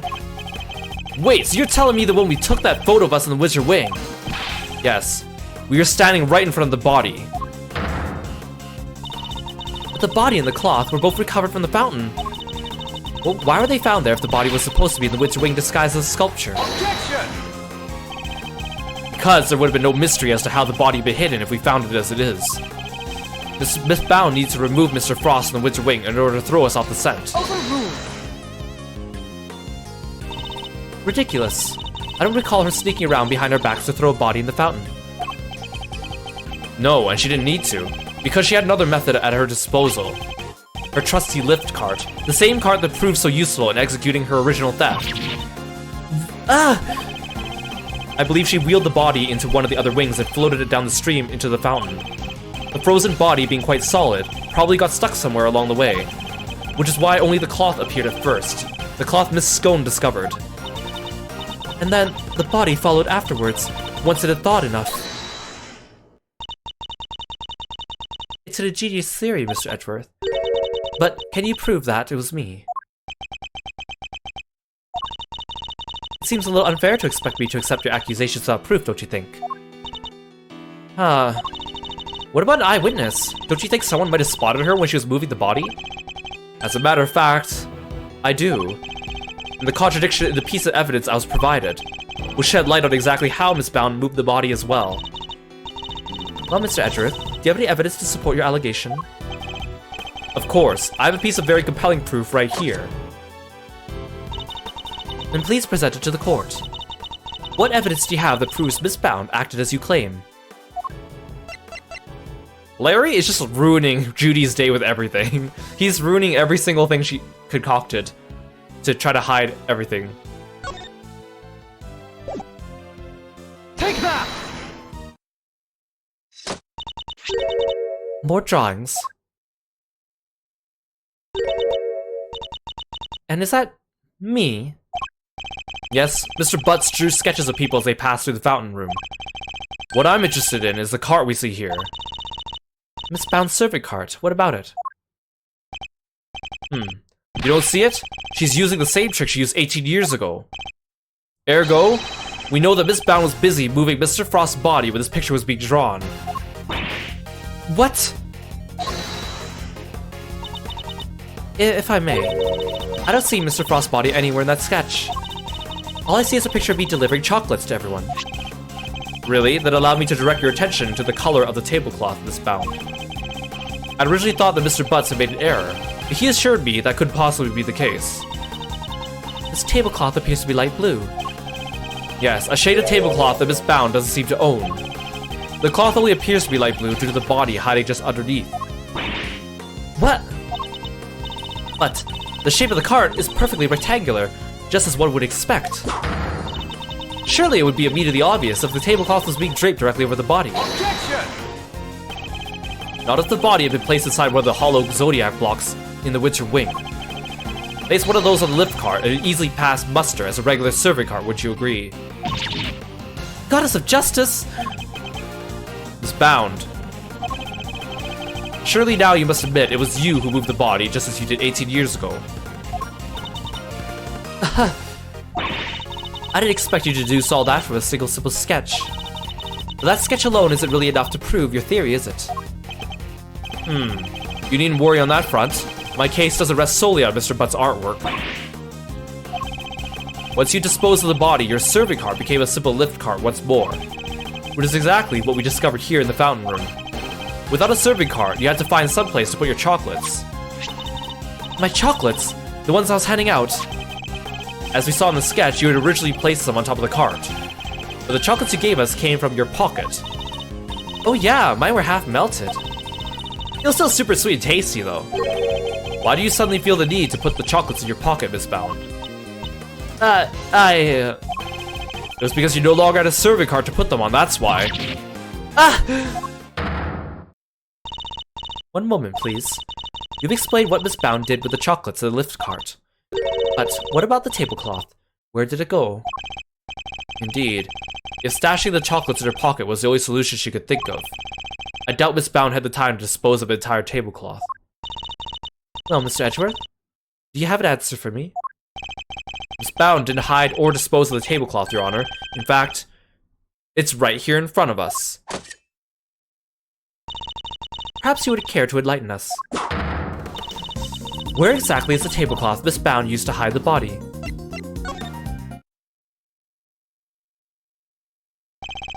Miss Bound has a tablecloth on her person. And in plain view, in fact.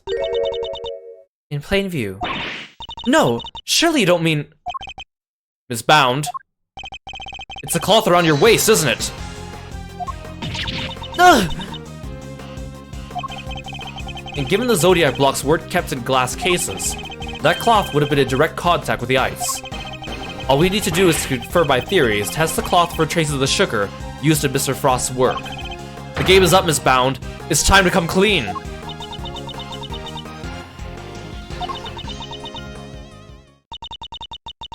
You will need to test the tablecloth. Everything you said is true.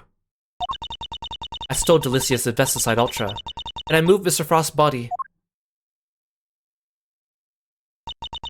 It was me. It was all me.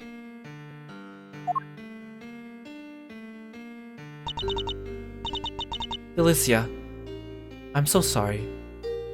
I like how Larry's still in the back, like happily drawing, while everyone else has these somber looks on their faces. Last week, I went into your bag and I took it. And then, I put it in his pocket, hoping to make it look like he tried to do it himself in. I also made sure to leave no fingerprints but yours, just in case the police suspected foul play. Judy! You... oh gosh! Judes, why? Weren't we supposed to be on the same side? All fighting together to free Samson? We were, but I couldn't afford to get arrested. Not yet. Not until I'd finally proven Samson's innocent. I always planned to give myself up in the end, I swear. I know it's easy to say that now, but... why do it this way, though? It's not like you. I'm sorry, Mr. Fender. I've caused you so much trouble. I've been the guilty party all along. Ever since that day, 18 years ago. Are you trying to tell us that the true culprit in the IS-7 incident was you? I committed a terrible crime. I took those sculptures. and I stole them for purely selfish reasons. The moment Mr. Frost died, they became more than mere entries in a confectionery contest. They became the vital works of Samson's favorite artist. I couldn't allow them to just melt away, not before he came home. And that meant I couldn't let anybody near them, not even the police. So I hid them. I knew it was wrong, but I just had to. I put them in this cold storage room for safekeeping. But what I actually done was far worse than anything I could possibly have imagined. Because who would have thought that Mr. Frost's body itself was posing as one of the sculptures? So she didn't know about the body when she stole the sculptures. Samson is a kind man, a saint. He could never kill anybody. Never! And yet, because of what I did, the police never found Mr. Frost's body, and Samson was found guilty.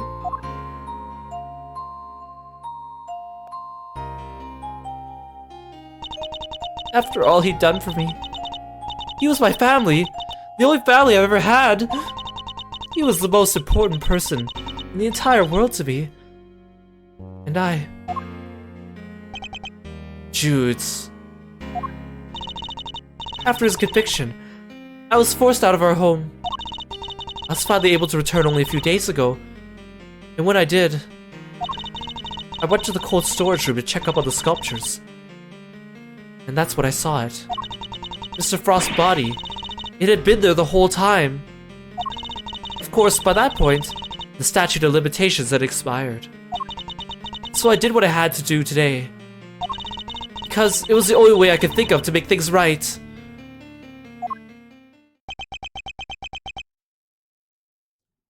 So that block was in the cold storage room all this time, and the Tangaroa group took this place back and never checked it, and the police never checked it. Seems I misunderstood her intentions. Everything she's done really has been all for Mr. Tangaroa's sake. Hey, what are you thinking about, Mr. Edgeworth? Something that's been puzzling me. Why did Miss Bound use poison gas? Why not a more reliable method? Why disguise the Autumn Wing as the Winter Wing? The only reason I can think of is to confuse someone who was here 18 years ago. Yeah, I wonder what she had in mind. If she was trying to prove that Mr. Tangaroa is innocent, Miss Bound's ultimate goal must be to... Could she have been trying to discover the identity of the true culprit? Miss Bound. Your ultimate aim was to see Mr. Tangaroa cleared of all charges, correct? And to that end, you had to expose the real killer and have the police find the body from 18 years ago. Is my understanding of your intentions correct? Exhibiting the sculptures was sure to force the killer to return to the crime scene. After all, they were the only person apart from you who knew the body was hidden in the icework. So they would have freaked out thinking the body was about to be discovered and come running, yeah? Exactly. But Miss Bound ran the risk that the killer might successfully cover their tracks this time. In the worst case scenario, they might have even been able to remove Mr. Frost's body from the scene. So how could she lure the true killer into revealing themselves without putting vital evidence at risk? Oh, I see what you're getting at. You're saying that's why the Autumn Wing was all Winter Wingy. I am. You were betting on one thing, Miss Bound, weren't you? That whoever opened the Pisces case you had so carefully disguised as the Gemini case would be the real perpetrator of the IS-7 incident. No. But that would be... The real killer was... Overruled. Enough. Not another word. Do you realize the implications of what you are saying, Mr. Edgeworth? Are you prepared to stand behind the accusation you are clearly about to make? Miss Bound set a trap for Mr. Frost's killer, meaning that whoever found themselves caught in the trap is highly likely to be the guilty party. But I lack the evidence to support such an assertion. To accuse someone without any evidence is not to be done lightly. So, should I really go ahead and make my accusation, and name Mr. Frost's killer nonetheless? My ultimate goal is to see the truth exposed. And to do that, I need to seize the moment. Yes, Judge Cavell. I am prepared to stand behind my accusation. I know exactly who's to blame for the IS-7 incident. Take that! Mr. Gusto, the victim of the poison gas attack, is the perpetrator behind the IS-7 incident. Gussie! Mr. Gusto. Miss Bound. As we have established, you knew the opening of the gallery would lure in the real culprit. And you set up the poison gas trap in order to catch them. Do you dispute the facts thus far? You're a very impressive man, Mr. Edgeworth. Just like your father. And of course, you're absolutely right. Then perhaps you could tell us exactly what happened in your own words. Of course. I have nothing to hide anymore. So I might as well tell you everything. Yeah, I think this case has so many good twists in it. As you said, I set a trap here in the gallery to try and catch Mr. Frost's killer. Also, I noticed his name is Mr. R.D. Frost, right? R.D. Frost. His body got defrosted. Before we opened, I made sure the door to the autumn wing was the only one that was unlocked. When opening time came, I went around to unlock the doors of the various rooms, and found the autumn wing had been locked from the inside. The killer is on the other side of the door. The thought, well, it frightened me. And then she simply walked away, leaving him to fall victim to her poison gas trap. When I heard that Mr. Gusto was being treated for gas inhalation, that's when I knew he was the true murderer. All that was left was for the police to find Mr. Frost's body, and then Samson would finally be proven innocent. At least, that was my plan. Judes, why don't you tell me? You know I'm always here for you, right? We could have found another way. It didn't have to be like this. Thank you, Mr. Fender. You've been so kind to me all these years. But I'm the one who created this mess, so it was up to me to try and clean it up. I didn't care what it took, as long as I could get Samson out of that awful place. Judy, Judy, Judy. 18 years ago, the police managed to cover up the fact that Mr. Frost's body had gone missing. If I went to them now and said it reappeared, I was afraid they might have tried to cover up things again. So I worked to set off a very public incident here in the gallery, in front of as many witnesses as possible. I'm so sorry, Judy. You, Samson, Gregory, I let you all down. Fender, this can't be easy for him. No, I'm the one who should be apologizing. Mr. Edgeworth, Mr. Fender, I hope one day you can forgive me. And whatever punishment I have to face, I am ready to accept it. But please, if I may ask one thing of you, it's that you simply must clear Samson's name.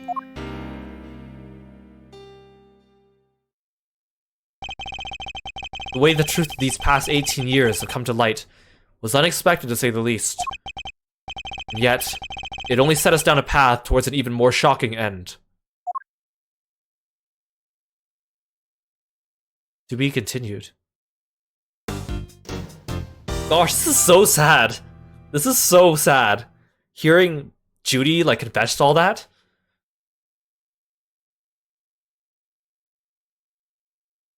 It also means that even if we do get Samson off the hook now, she's gonna be arrested for the poison gas attack.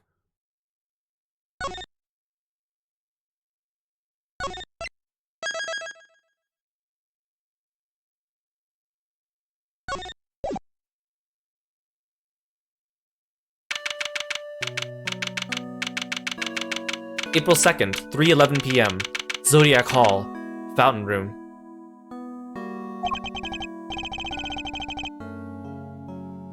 Miss Bound, are you feeling a little calmer now? Yes. Good. Then allow me to get to the point. Regardless of your intentions, you broke the law. Yes, I understand. Nevertheless, I understand you did what you did in order to prove Mr. Tangaroa's innocence. Therefore, if the real culprit really is someone else, we have a duty to reinvestigate the case. Overruled. There is nothing to suggest that anything nefarious took place in the official IS-7 incident reports. And right now, there's nothing to suggest we should take Miss Bound at her word either. So our first order of business should be to arrest the culprit of the case before us, Miss Bound herself. Objection! Official records cannot always be trusted, Judge Gavel. Especially since there are those prosecutors who would think nothing of twisting the facts. Overruled. Are you suggesting the committee at the time overlooked just such a prosecutor? That's for you and your people to figure out. However, it is a fact that the autopsy report was faked, seeing as Mr. Frost's body was only found just now. There really is something of Mr. Von Karma in you, Mr. Edgeworth. How so exactly? By continually defying the will of the committee and bending the truth to fit your needs, that's how. Perhaps it is time you understand how no, the committee sees this case. The committee's view. The committee is willing to accept that Mr. Von Karma falsified Mr. Frost's autopsy report.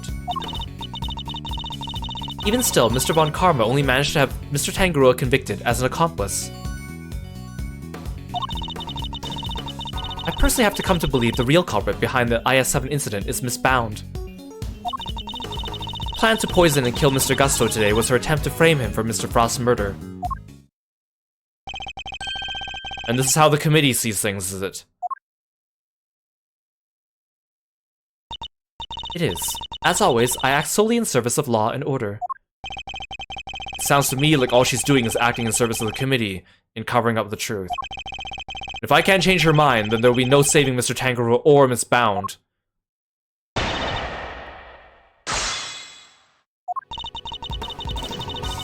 The committee is willing to accept that Mr. Von Karma falsified Mr. Frost's autopsy report. Hold it! If you accept that Mr. Von Karma falsified the report, then why don't you reinvestigate the case? Because the Goddess of Justice is never wrong. Her verdict remains true, despite Mr. Von Karma... Despite blatant evidence tampering, you sure your precious goddess is into that? Almost makes you think the committee might have other reasons for not wanting this looked into again. Further investigation is simply unnecessary, since the Goddess of Justice has already spoken. Is that right?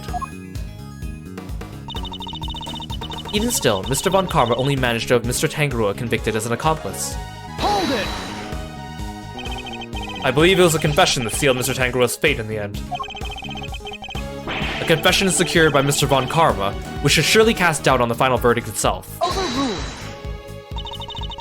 Samson Tangaroa confessed to the initial investigating officer, one Detective Ian Seidman.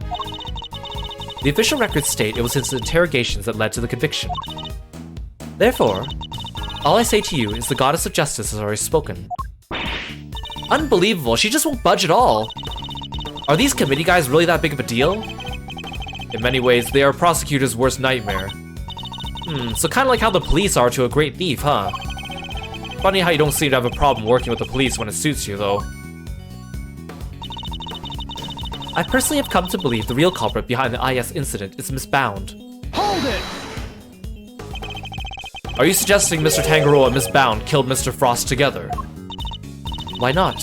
You could even imagine they split their roles as thus. Mr. Tangaroa could have been the one to commit the act itself, while Miss Bound was to remove the body.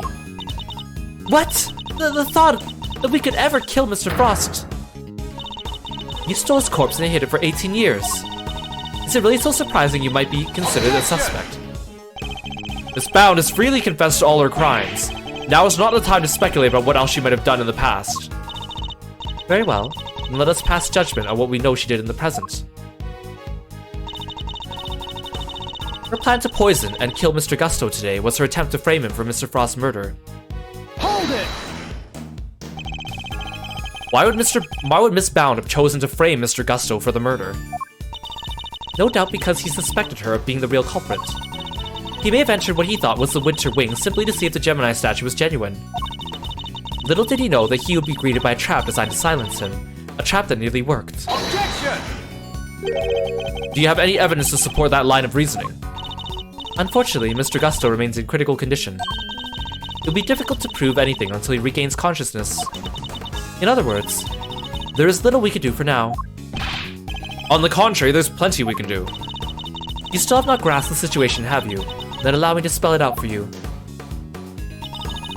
We have all the evidence we need to explain both the IS incident and the poison gas attack. Hey Aru, welcome to the stream. Thanks for stopping by. Hold it! All the evidence you need. In the matter of the IS-7 incident, we have a body, a murder weapon, and 2 suspects. As for the poison gas attack, we have the sources of 2 chemicals and Miss Bound's confession. As for you, Mr. Edgeworth, we also have enough evidence to see that you yourself will have to answer to the committee in a formal hearing. Whoa, that doesn't sound good! Don't worry, Miles Zarino. If nothing else, you're always more than welcome at Edgeworth & Co. Ugh. Your Honor, I'd greatly appreciate it if we could stay focused on the matter at hand. Of course. Now, where was I? We have therefore determined that there's no need to investigate either case any further. Hold it! You really mean to assert there's no loose ends left to investigate? None at all. All the evidence has become examined at length, and there's nothing more to be learned from them. Therefore, I see no need to further prolong this trial. The court finds the defendant, Miss Judy Bound. Your Honor, I'm certain there's something that still needs to be examined. The hammer is about to fall, Mr. Edgeworth. Only hard evidence can stop it now. Present what you think requires further deliberation now, assuming there really is anything left, that is. This isn't over yet, not by a long shot.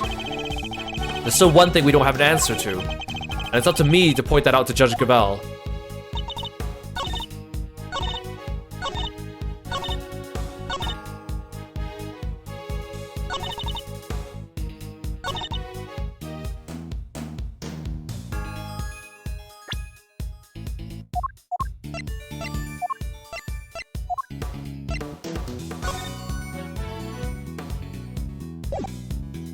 Objection!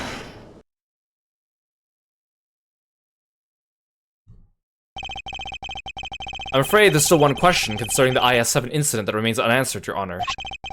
Would you mind taking a look at this? What is it?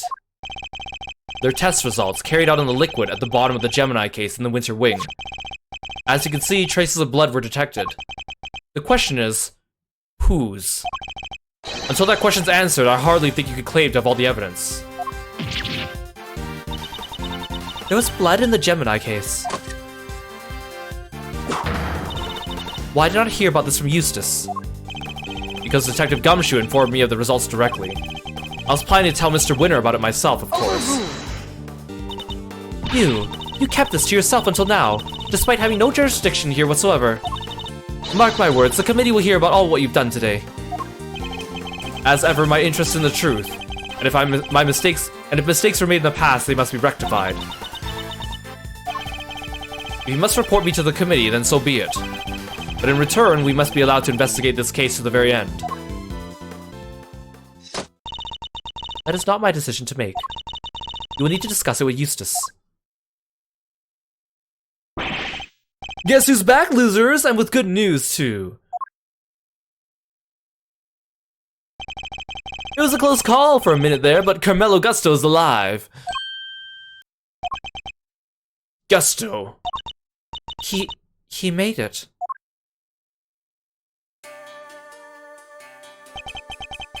You're the ones who found me. Yep, long time no see, Gusto.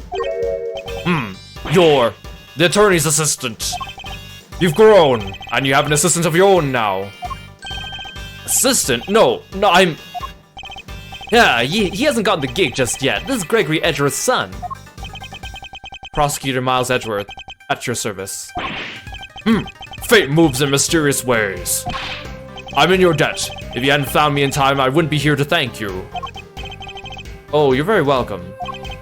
After all, if you hadn't lived, we wouldn't be able to ask you what really happened 18 years ago. What are you talking about? We figured out quite a bit while you were out cold. Including the fact that you're probably the guy who offed poor Artie Frost. What? Is that true? Miss Bound set up a very elaborate trap to catch Mr. Frost's murderer. A trap that involved rigging the Pisces case with poison gas. Perhaps in light of that fact, you could tell us in your own words what happened back then. Or perhaps you'd rather exercise your right to remain silent. Oh, it's not that. Gusto here is a fan of the old meditation. You know, Om and all that jazz. Wow, sleeping while standing seems pretty cool. That's one heck of a talent. Except there's no sleeping involved in meditation, Kay. Hey, Gusto, old pal, how about you snap out and tell us what went down way back when? I was caught in the girl's trap, so I must be the killer? Is this your idea of a joke? I'm the victim here. Indeed you are, Mr. Gusto, and there's no evidence that you've done anything wrong yet. Mr. Edgeworth and Mr. Fender are merely speculating. Rest assured, they have no authority here, and that you may pay them no heed. At least somebody here seems to be on my side. Judge Verity Cavell, it's a pleasure, Mr. Gusto. I'll assist you in any way you may require. Perhaps you could begin by explaining what actually happened 18 years ago to Mr. Edgeworth. Fine. You want me to prove I'm innocent, Mr. Prosecutor? I'd be happy to. Objection! So this is how you mean to play it, Judge Cavell. You're hoping Mr. Gusto will help you hide what happened instead of trying to correct the record. I believe only in the infallible judgment of the Goddess of Justice. Except it is us humans who make the actual judgment calls in a court of law. And so long as there are those who would use the law to their advantage, our rulings are fallible indeed. If you would use your position to further obscure the truth, then neither she nor I will forgive you. We shall see about that. What do you advise, Judge Cavell? It would seem you are under suspicion because it was you who triggered the poison gas. Specifically by opening the Pisces case's lid. Would you be so kind as to share why with us? Understood. I came to see Frost sculptures. Simple as that. I made a mistake with the opening times and arrived half an hour early. Miss Bound, was there no one at the reception desk at around that time? I left the main entrance unguarded and unlocked, just in case the killer made an appearance. I was also busy making preparations elsewhere, all the way up until the gallery's opening. So no, there was no one here on the first floor then. But I did make sure that all the wings were locked up tight. All except the autumn wing, that is. I see. She did all that just to steer the culprit into the autumn wing, which is precisely where Mr. Gusto went. Sneaking into a building's pretty suspicious, however you slice it. Silence in the courtroom. I will permit no objections or interventions unless there is some evidence the witness is lying. The courtroom? You know this is an art gallery, right? Mr. Gusto. If you could please continue by explaining why you opened the Pisces case. I want to see Frost's work up close. So I went up to the Gemini. Sorry. I guess it was supposed to be the Pisces statue. And I saw the lid was frozen on tight, so I grabbed a blowtorch from nearby and tried to open it. When I finally got it open, the gas came pouring out. Fascinating. He is the sort of flawless testimony attorneys can only dream of. Yeah, everything sounds like a lie kind. I am none too satisfied with Mr. Gusto's explanation myself. Alas, there's no evidence to refute it. Come on, there must be something. It's Bound's story you should be questioning, not mine. I'm the one who set up the gas trap. She could have killed anybody with that thing. Or I'm not the only one who set up the gas trap. She could have killed anyone with that thing. Objection! She turned on the sprinklers as soon as the gas was released. She knew exactly what she was doing. She was gunning for the killer, and nobody else. That killer being you, old pal. So you believe the self-confessed criminal? Miss Bound is far from blameless in this affair, and she will have to pay for her crimes. So will Mr. Frost's killer. You seem determined to pin Frost's killer on me, or Frost's murder on me, but I have no reason to kill him. Is he pumping the dough? Yeah, so he says, when we first met him, he takes dough and he pumps it full of air, and that's how he makes his, like, little pastry things. And you have no evidence to prove otherwise. Ugh. Can we really not prove he's the killer, Mr. Edgeworth? Mr. Gusto fell victim to the poison gas. That much is indisputable. Yet, no matter how suspicious his actions in the present may seem, they prove nothing about the past. Yeah, but what about you, Mr. Fender? There must be something we can do. You're right. We may not have the evidence, but we have plenty of intel. Let's see now. If Gusto killed Frost, he must have a reason. He claims to not have a motive. That can't really be true, can it? If he did, he has one. Not many people commit murder just for fun. In fact, your old man had a little back and forth with Von Karma about a probable motive too, remember? How can you possibly say that with any certainty? If their relationship had broken down for some reason. That could very well have been the motive behind this murder. Von Karma wouldn't let us talk to Gusto back then, but we can now. If we could put the pieces together, I think the picture we've been looking for might just emerge. Yes, I think you might be right. I need to think back over everything we know about the IS-7 incident. Especially the questions that never got answered. And the finger marks. Were you the one wearing the gloves? Miss Scone denied the finger marks on the frame were hers. What if they were Mr. Gusto's? Perhaps he had wanted to take a look through the Ultimate Cookbook for himself.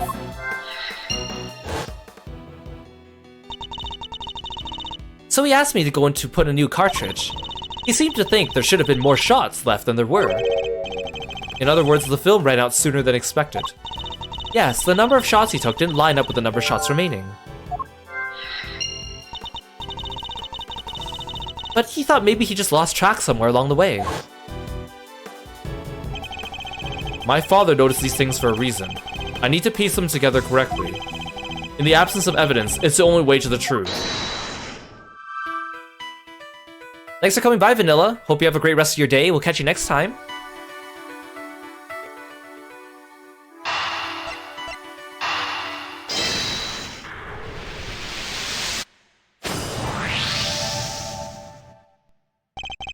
Mr. Gusto, you and Mr. Frost conspired to create works for the contest together, did you not? So you know my little secret. Mr. Fender was kind enough to inform me. Mr. Frost was in charge of the designs, while you were in charge of the flavor. Is that correct? What can I say? I still have a long way to travel on the road to becoming a master confectioner. But you only collaborated up until the semi-final. Something changed after that. We both wanted to show what we could do. Show that we were better than Tangaroa. Objection! Then why'd you help Mr. Frost with his entry for the final? What grounds do you have to say that? Your own statement made to Mr. Von Karma 18 years ago. You told him you had been working together right up until the day before the final. Mr. Frost's entry was carved entirely from blocks of flavored ice. Ice which would have needed at least a day to freeze. And whose flavors would therefore have already been prepared by Mr. Gusto. Yes, what lines up perfectly with what Gusto told me. That he helped Frost until the day before the final. In that case, why didn't Frost reciprocate and help Mr. Gusto in return? Objection! I can hardly be expected to read the minds of the dead. So why didn't Mr. Frost help you in return? I submit that your relationship broke down for some reason, and that became the basis of your motive for murder. That's not how it was. Sure, we stopped working together, but it was all perfectly friendly. You stopped working together in a friendly way? Kinda hard to imagine, but okay. Besides, how do you think I did it exactly? You think I just strolled into Tangaroa's room and killed Frost? I couldn't have killed the man while Tangaroa was in there working on his chocolate pieces, though, could I? So you see, it couldn't have been me. I wouldn't be so sure. There must be a window of time when Mr. Tangaroa wasn't in his room. If I can prove that, I can prove that Mr. Gusto had the opportunity to kill Mr. Frost. Hey Lexi, welcome to the stream. Thanks for stopping by today.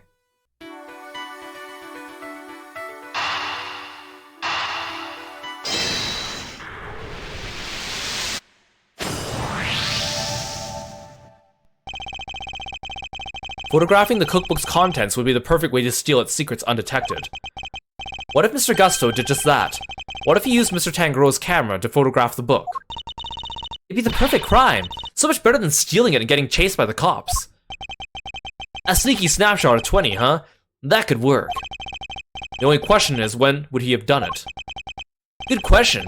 What about during the afternoon tea? Didn't Alicia say Gusto and Frost had missed out on a little tea party they had? Which brings me to the next question. When do we know for certain that Mr. Frost was still alive? Then after the contest began, nobody saw hide nor hair of Frost as he secluded himself in his room. And the only person capable of entering his locked room was Tangaroa, possessing as he did the only key. Miss Scone, were Mr. Tangaroa's works the only ones you sampled? No, dear, I couldn't have helped myself. When I finished my afternoon tea, I tiptoed over to Chillywink's room for a little taste, too. Mr. Frost had kept to himself inside his room after the contest started. He was gone by the time Miss Scone snuck into it to sample his work, meaning there's a good chance he was murdered before the end of the afternoon tea.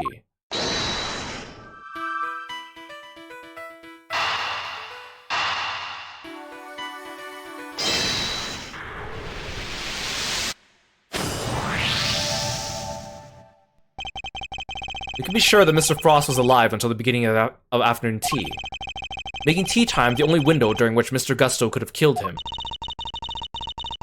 Are you satisfied with Mr. Gusto's story now, Mr. Edgeworth?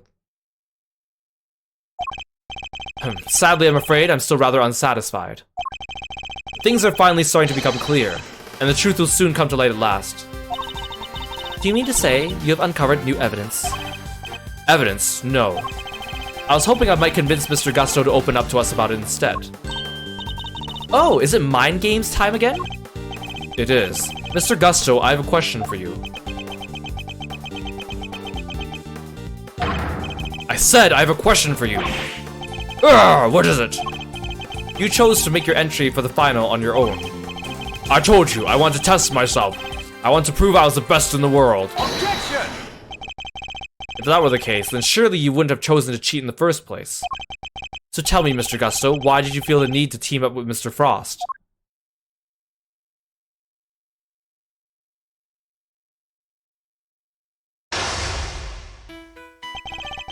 "18 years ago, Mr. Gusto and Mr. Frost collaborated in the confectionery contest. Why did they work together, and why did they enter the contest in the first place? That's the information I need to get out of my opponent somehow.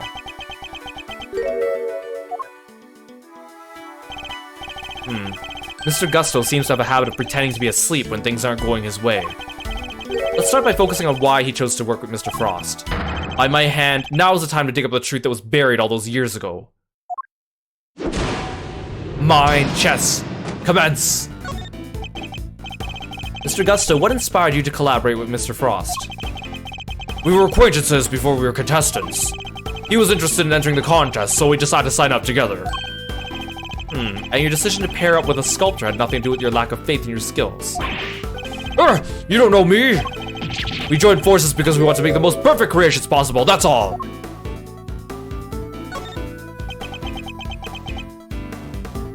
Hey, Cosita, welcome to the stream. Thanks for stopping by today, it's good to see you. Frost's son and mine were in the same grade at school, so we got along pretty well too.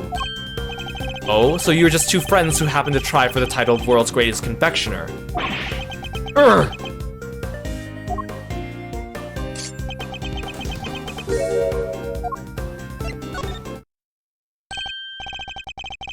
Pretending to be asleep when the going gets tough won't work on me, I'm afraid. Mr. Frost was a sculptor, Mr. Gusto. I doubt he cared much about winning a title for confectioners. In which case, he probably had a different motive for taking part in the contest, wouldn't you say? Fine, it was me. I wanted the title. Frost is only in it for the prize, the ultimate cookbook. I see, and since your objectives dovetailed so neatly, you decided to work together. Then something happened, a breakdown in your relationship perhaps. If so, I want to know why. Mr. Prosecutor, I'm still quite unwell after my brush with death. Push me too hard. And I'll be on my way back to the medical room. No, wait. Then you better wrap this up quickly. I'm already dangerously low on patience. Mr. Gusto is trying desperately to make his escape, but he's not going anywhere yet. Not long as he's still keeping the things from me. So let's figure out what he was really after next. There's no time to lose. I need to pick the right line of questioning and fast. You too had your eyes on something other than the title, didn't you? After all, I'm not sure the title of World's Greatest Confectioner even counts for that much. Urgh! Now you're insulting the way of the confectioner! My only goal was to win that title! I didn't care about anything else! You have no idea how much it would have meant to me!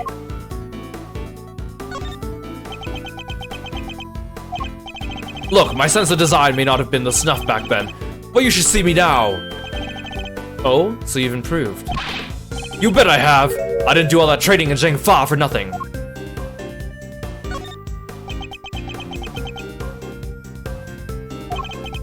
I looked up to Tangaroa, you know? Spent hours poring over the designs of his work. Even used to watch his show at my son. Sounds to me like Mr. Tangaroa's work was especially influential in your early studies. And with this recipe book, you might even have become the best someday. Maybe. The book was a real treasure, no doubt about that. Any confectioner would have wanted it.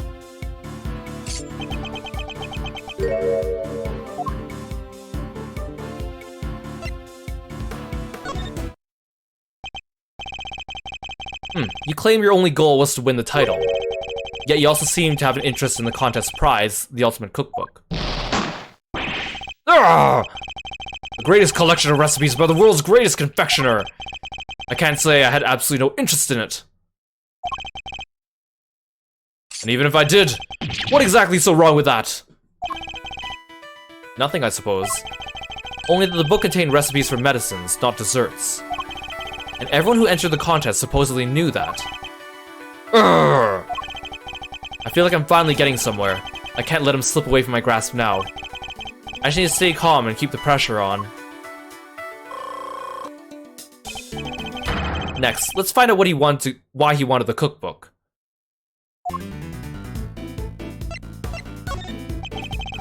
Did you know how valuable the cookbook really was?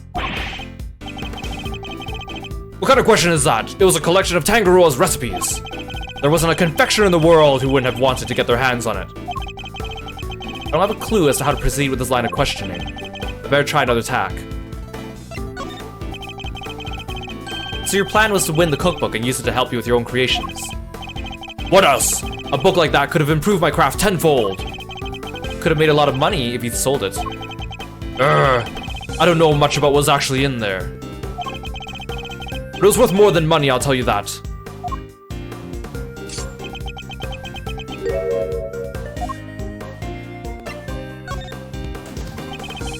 Come now, Mr. Gusto, I think you know more about the Ultimate Cookbook than you claim. They told us a little about it at the start of the contest. Then you know what kind of recipes it actually contained, don't you? And they weren't dessert recipes at all. I see you did your homework. Fine, so you know what was really in there. The Ultimate Cookbook, or the Angel's Cookbook, to give its proper title. It's a collection of chemical formulas and ways to synthesize new medicines nobody ever heard of. So he did know that the cookbook actually contained recipes for medicines. This could be an important clue. Did you know how valuable the cookbook really was? What kind of question is that? It was a collection of Tangaroa's recipes. There wasn't a confectioner in the world who wouldn't have wanted to get their hands on it. Time to deploy my clue. Your designs may have improved thanks to your training in Zhengfa. But you clearly didn't do enough work on your skills of deception. You've already admitted you knew the Ultimate Cookbook was a collection of recipes for medicines. Thereby making your interest not gastronomical, but pharmaceutical in nature.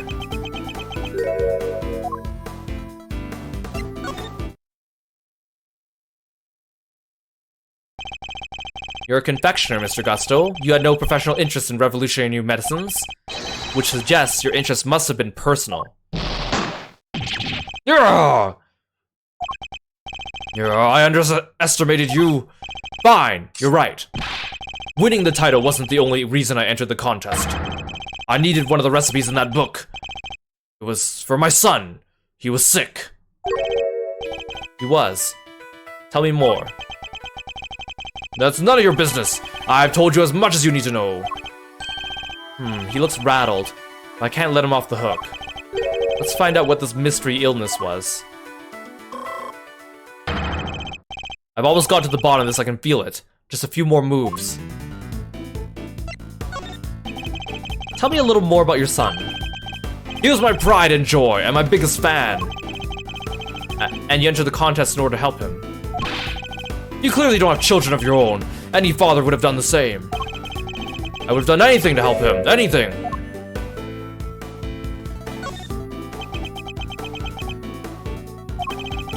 He would come see me here at the contest venue. Too, right up to the semi-final. Really? He didn't get in the way of your work. If you were trying to beat Samson Tangaroa, surely you didn't have time to look after a child. Yeah, well, I want to do what I could for him. He said he wanted to always be the first to try my creations. You said your son was sick, Mr. Gusto, and yet he was able to come and join you for the contest. Urgh! It wasn't that kind of illness. Nothing life-threatening. This feels like it could be an important clue.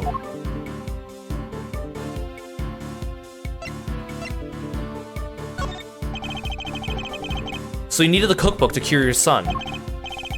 Yeah, nowadays you can get the medication he needed anywhere. But back then, that book was our only hope. Which is why I didn't dare waste my time on fancy tea parties. I had to give it my all to my work. What about Mr. Tangaroa's work? Surely that tea break gave you the perfect opportunity to steal a glance at it. What makes you think I have the energy or time to care about what others made? I think you made it abundantly clear how much interest you had in Mr. Tangaroa's work.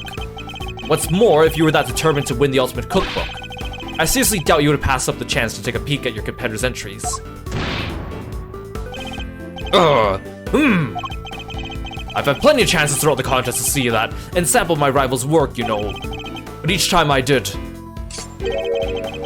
nothing seemed to have any flavor. Must have been nerves or something. Nothing Mr. Gusto tasted had any flavor. That seems like it could be an important clue.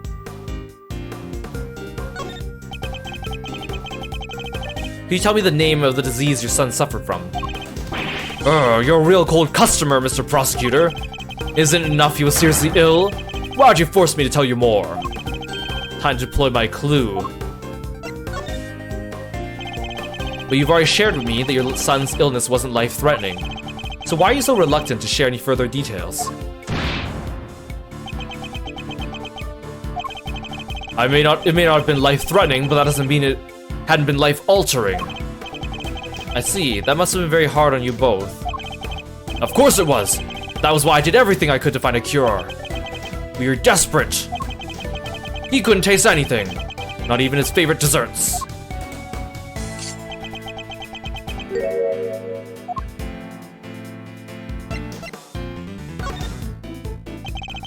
As I understand it, the Ultimate Cookbook contains the recipe for a very particular medication.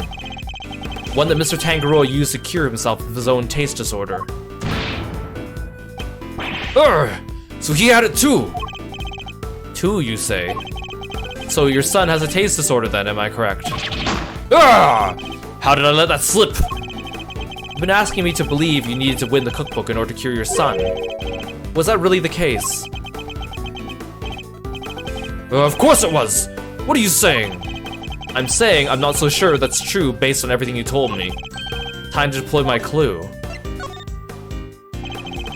Taste disorders are difficult to live with. It isn't easy not being able to enjoy your food. You should know, after all, you just told me you'd experienced something like that during the contest. You said that nothing you sampled had any flavor. Those were your words, correct? Which would seem to suggest you were suffering from a taste disorder. Confectioner without a sense of taste. Not exactly ideal. Are you sure it wasn't actually your own condition you were seeking to cure, Mr. Gusto? I've had enough of your speculations. I managed just fine in that contest. Made my own entries no problem.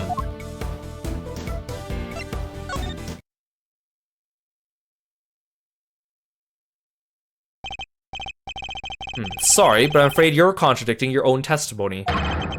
You already admitted that you and Mr. Frost had worked together during the contest. It's too late to claim you did it all on your own now.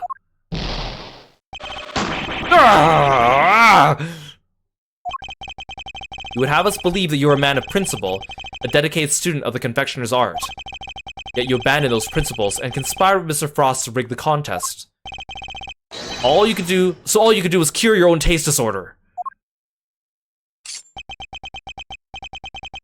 You got me, Mr. Prosecutor.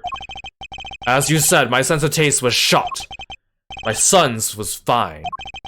I kept it hidden for so long, 18 years, and nobody knew. Sadly, you can lie to others, but you can't lie to me. Both Mr. Gusto and Mr. Frost entered the contest hoping to obtain the ultimate cookbook. For the medicine that would cure Mr. Gusto's disorder, and the money it would bring for Mr. Frost. Thus, an uneasy alliance was forged. And that, I believe, is checkmate.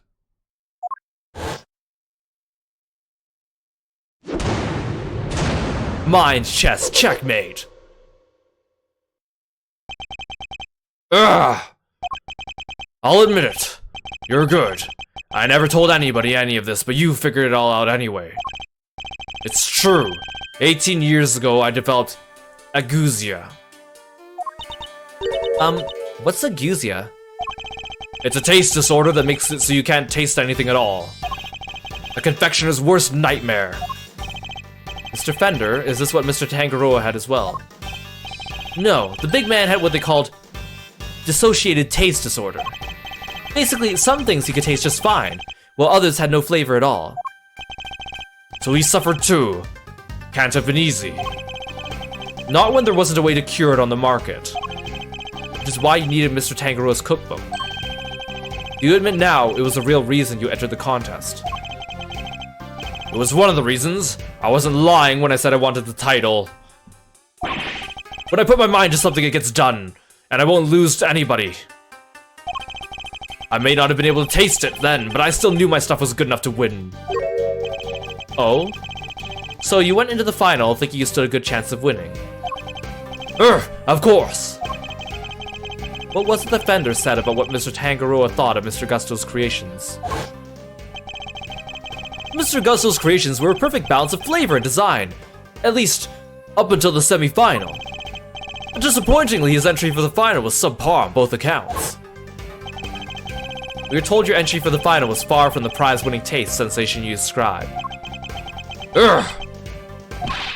What happened, Mr. Gusto? What went wrong that day? Fine. You want me to talk? I'll talk. But you're not gonna like what I say. My entry for the final. Frost and I were working together right up through the final. I handled the flavor, he did the designing. But I want to face Tangaroa in the final on my own. No help. Just me and my skills. So I helped Frost with his entry, but mine I did alone. If it didn't taste good in the final, that's on me. What can I say? I lack training. And that's all there is to it. Happy now? There don't seem to be any obvious contradictions in his testimony. Yep, not that I thought it'd be easy to get anything real out of him. He's managed to not let slip what really happened for 18 years after all. Why don't you try pushing him a bit, Miles Edgeworth? See if you can't shake something loose. I think I just might have to, Fender.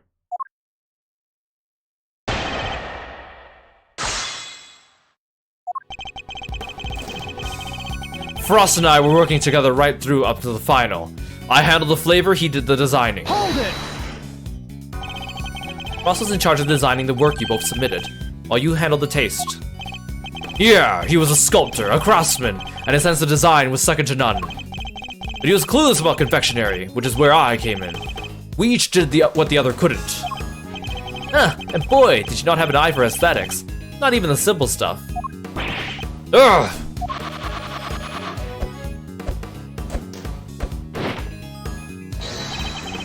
How do you like me now? The national symbol of Zhengfa. Hey, Ryer VT, welcome to the stream. Thank you so much for stopping by. Hey, Raiders. Good to see you. Welcome to the stream, everyone. Let's write you a shout out. Please go check out Ryer VT when you get a chance. Awesome streamer, excellent community, great gamer. Please go check them out. They're awesome. Thank you so much for entrusting me with your audience. I hope you had a good stream today. Hey, Doppelgrizz, good to see you. Welcome in. Thank you so much for the stretch. I really appreciate it. What were you guys playing today? Did you have a good time with Ryer? Don't forget to sit and stretch in your seats too. Sit up straight. Stop slouching. Do your body a favor. I'm Kiro. I'm the frog-themed martial artist. We're playing some Ace Attorney Investigations 2, and we're getting close to the end of episode 3. So feel free to stick around and hang out with us, or go take care of yourself after your stream. Especially if you're worried about spoilers, because we're getting close to the end here, so watch out. Thanks for coming by, everyone. Oh yeah, it's a phoenix. That's awesome. I'll say, pretty different to the stuff you were pumping out 18 years ago.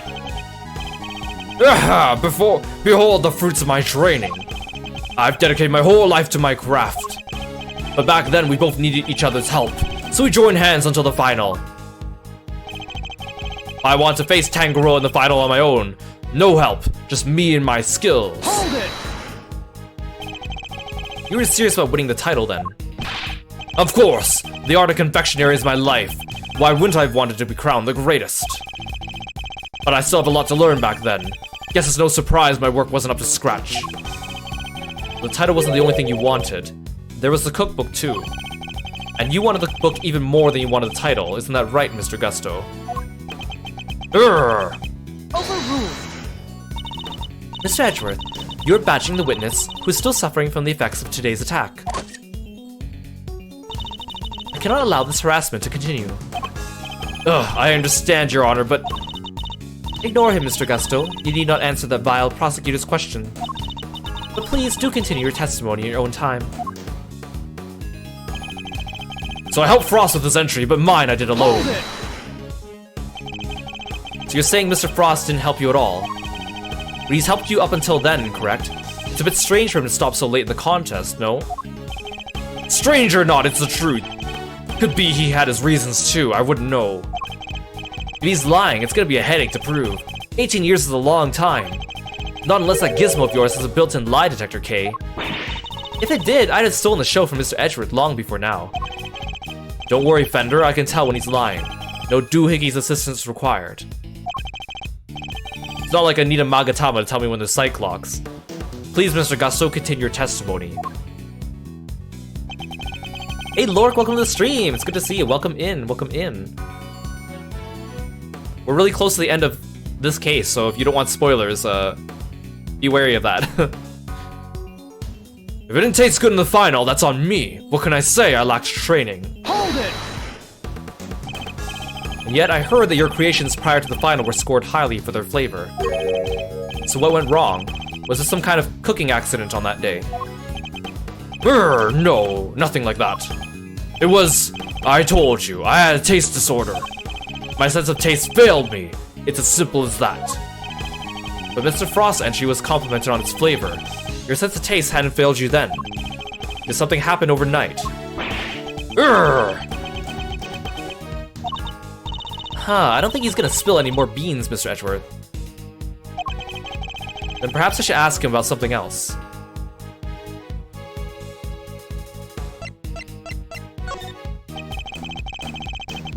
Did something change between the semi-final and the final, Mr. Gusto? No, not really. The only difference between the semi-final and the final was that Frost wasn't helping me. Hold it! So you really completed your final entry without Mr. Frost's help? I may not have his designs to lean on, but I knew it was still solid when it came to flavor. So the visuals were the only thing that changed between the semi-final and the final.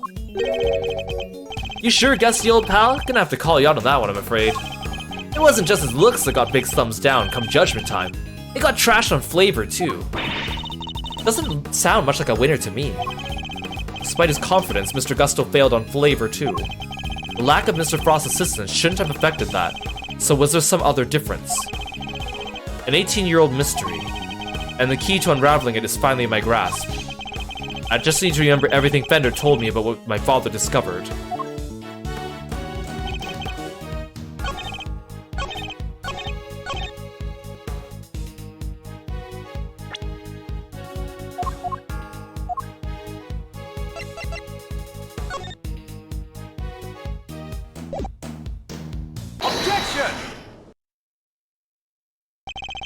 I can think of one significant difference between the semifinal and the final, Mr. Gusto.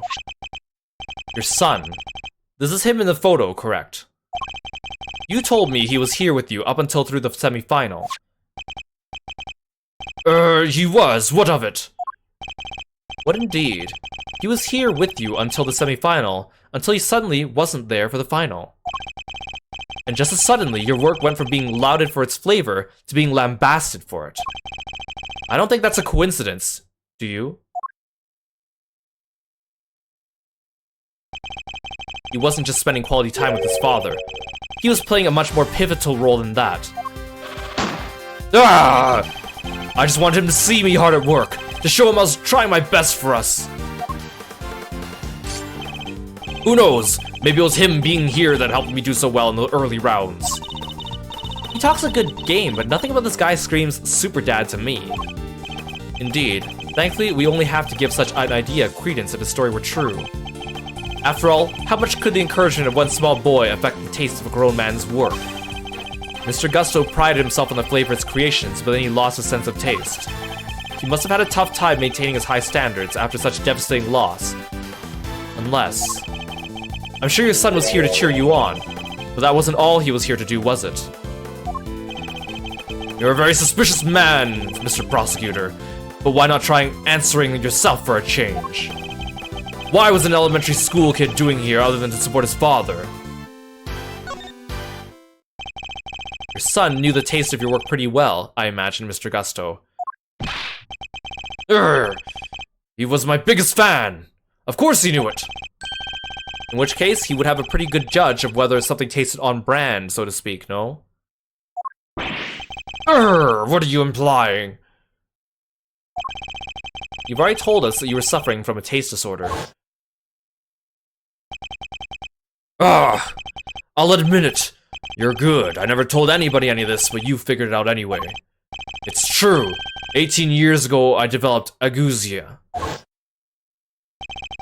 No one knew about your condition.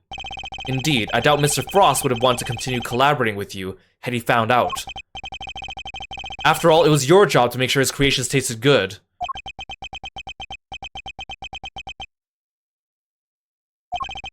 Therefore, your son wasn't here just to support you. He was helping you by taste testing your work!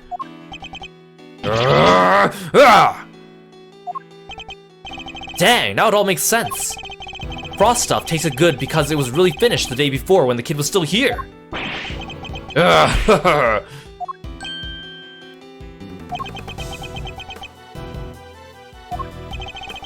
You have a vivid imagination, Mr. Prosecutor.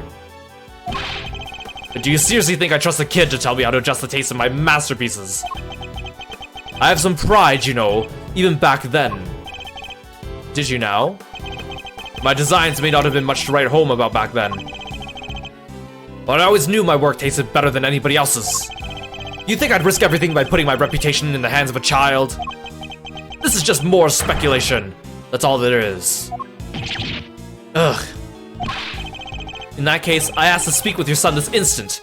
Let's see how much of your story he can corroborate. Sadly for you, my son is no longer my concern. What? As soon as I got my sense of taste back, I went straight to Zhengfa to start my training, and cut off all ties with the kid for good. What? You abandoned your own child? And that ain't the half of it. No one knows where he is, even now. The cops have looked all over him, but no dice. So, still think you can prove your asinine theory? I'd like to see you try. Father of the Year right here, man. He's gonna give, like, Von Karma a run for his money. You think I care about anything besides confectionery? Think again! I got my sense of taste back. What need do I have for a son? Silence in the courtroom. While Mr. Gusto's words and actions may demonstrate a certain lack of humanity on his part, the goddess of justice cannot judge him for that. Therefore, Mr. Edgeworth, I believe it is time for you to admit defeat. Yeah, give it up. 18 years is a long time for anything to surface now, proof or otherwise. Ugh! Mr. Edgeworth, we have to do something! If we don't, the truth might be lost forever. Ugh. Where are you, Detective Gumshoe? Can't imagine whose blood it could possibly be, but I'll get it tested right away, sir. Please do, Detective. That's the last piece of the puzzle, I'm sure of it. Once we know whose blood it is.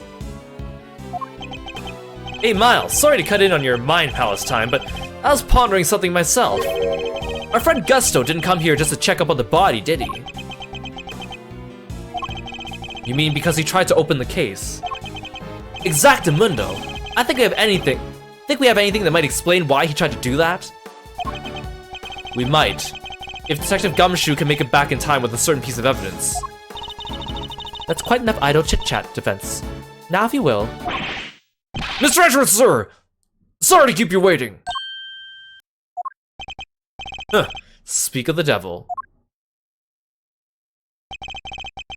I take it you have the test results, Detective. Larry's just been sketching in the background the whole time. Yes, sir! The lab just got back to me! Again, sometimes the forensics in this game is like instantaneous, and sometimes they like to take their sweet time just to cause suspense for us. Detective, please, court is in session. Now then, am I right to assume that you are bringing us the evidence Mr. Edgeworth was just speaking of? What? Hey, no fair! Why did anyone tell me about any of this? It is indeed the evidence in question, Your Honor. It needed testing, so I asked him to carry it out. What the? Why is everyone always helping you? I'm supposed to be the one in charge here.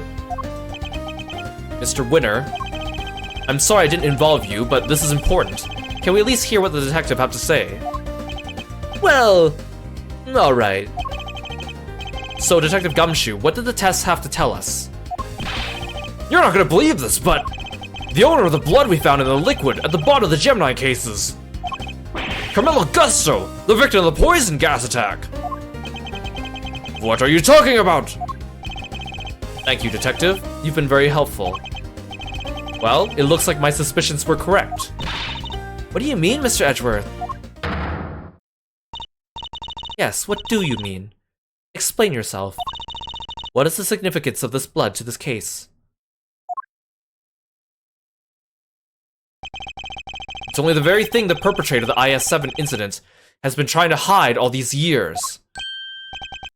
The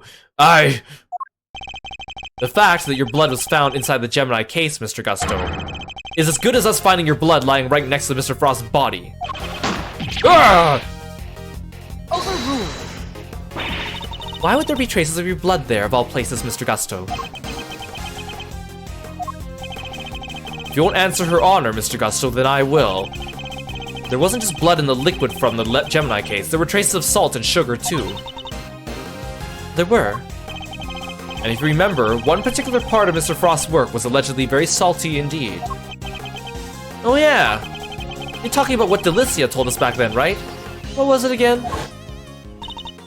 Did they ever? I've never tried ice so scrumptious in all my life. Really? Man, I wish I could have had a bite. Well, scrumptious except for the salty bit, of course. That was unbearable. The salty bit? It's in the other photo you got there. This bit. The harpy thing. Gemini's liar. Yes, the liar. And only the liar tasted as if it had been flavored with salt. There were no traces of salt anywhere else in Mr. Frost's entry. Very interesting. Then perhaps you could tell us, Mr. Edgeworth. Where did the salt and the liar come from? Tactical Badger, welcome to the stream. Thank you so much for following me and being a froggy friend. Take that! This is the lamp from the IS-7 incident. Indeed, and I believe the salt that gave the liar its flavor came from such a lamp.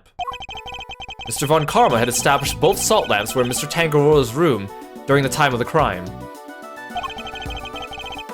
One of them was used to kill Mr. Frost, and was stained with this blood. No corresponding pool of blood was found in Mr. Tangaroa's room. Right, because the culprit had chucked that piece of chocolate with that into the little stream. Furthermore, aside from the liar, no traces of salt were found anywhere else in Mr. Frost's room either. Urgh. Hey, come to think of it, the lamps were found in Delicia's room were both broken. The lamps appear to be broken. Bulbs are smashed. Both of them. Maybe they fell and broke on the floor. We never did figure out how the other one that wasn't used to kill Frost got busted, but... Are we thinking maybe it had Gusto's blood on it at some point? Urgh. Anyone whose blood was found on one of the lamps would have been a person of interest to the police. So the killer needs to hide the blood somehow, and in a way that wouldn't arouse suspicion. Are you seriously suggesting the liar was used to do just that? I am. I suspect the bloody salt was somehow applied to the liar so it could be hidden inside the case. Because unlike the fountain water, the sculptures would have needed more time and care to test properly. And so he waited and waited for his chance to dispose of the liar undetected. Then, the reason he's here today is... 18 years ago, Mr. Frost's body and the evidence pointing to his killer were taken away together. This, of course, was not part of the perpetrator's plan, and thus a new dilemma arose. How could he be sure neither Mr. Frost's body nor the evidence wouldn't be discovered someday? So back he comes 18 years later, sneaking in bright and early to try to cover his tracks.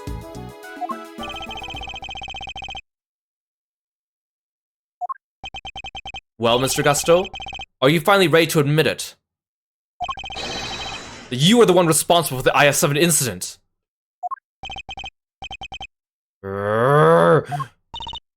Mr. Gusto, it's all because of you that Samson...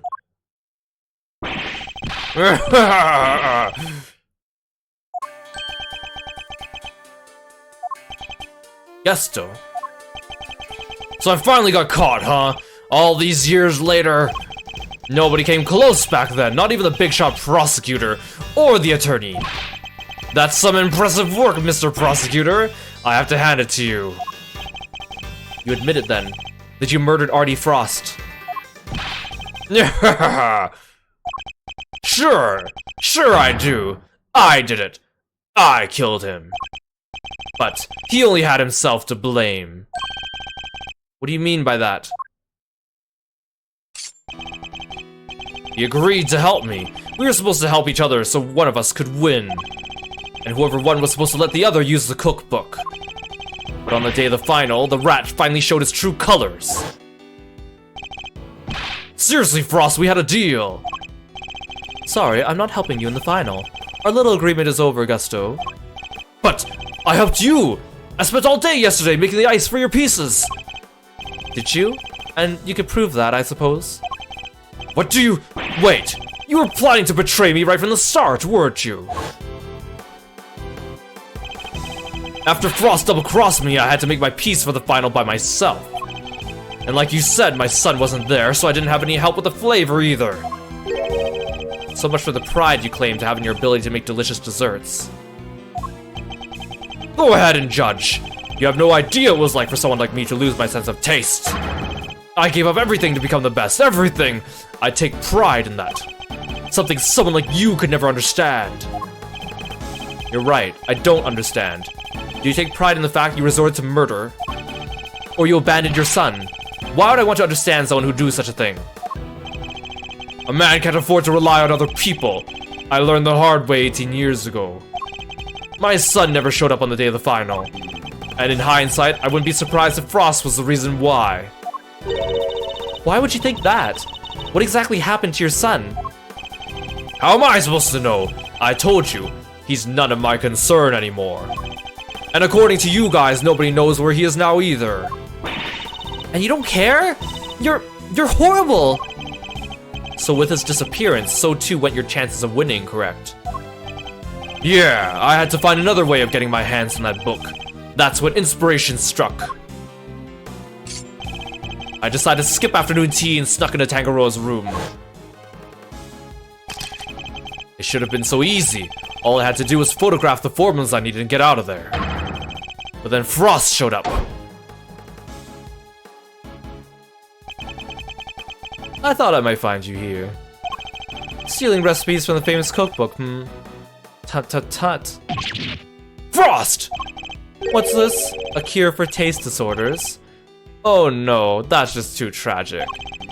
A confectioner who can't taste anything? What will people say? If you tell anybody, I'll... Ugh! You'll what? You can't even hit me, you miserable worm.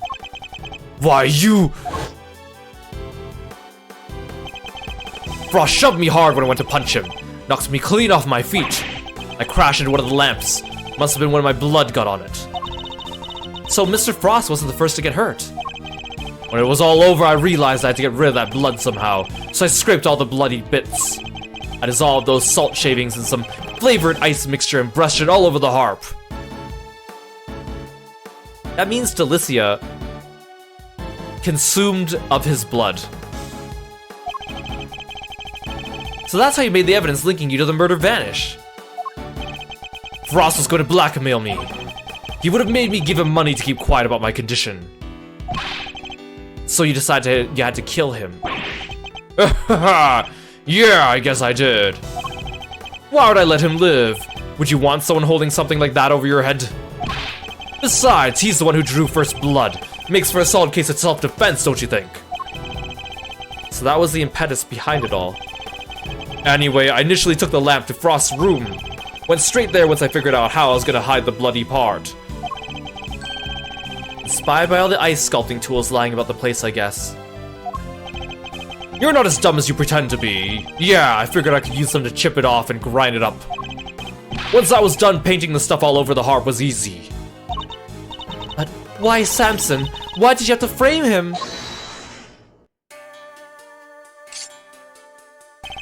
I never meant for the cops to pin it on him. That was your fault, you and the rest of them. Why do you think I went to the trouble of placing the lamps and cloths back in Scone's room? There's only one reason to plant the murder weapon in front of the room of another contestant. And that's to cast suspicion on that person. What? You tried to frame me, Gusty Pants? Yeah. But why? Why poor old me? I respected Tangaroa. He was the best. A true champion. I would never have wanted him to take the fall. But you're a fraud! Your work wasn't even real. You had no respect for our craft at all. You deserve to be punished for what you did. Oh, Gusty, how could you?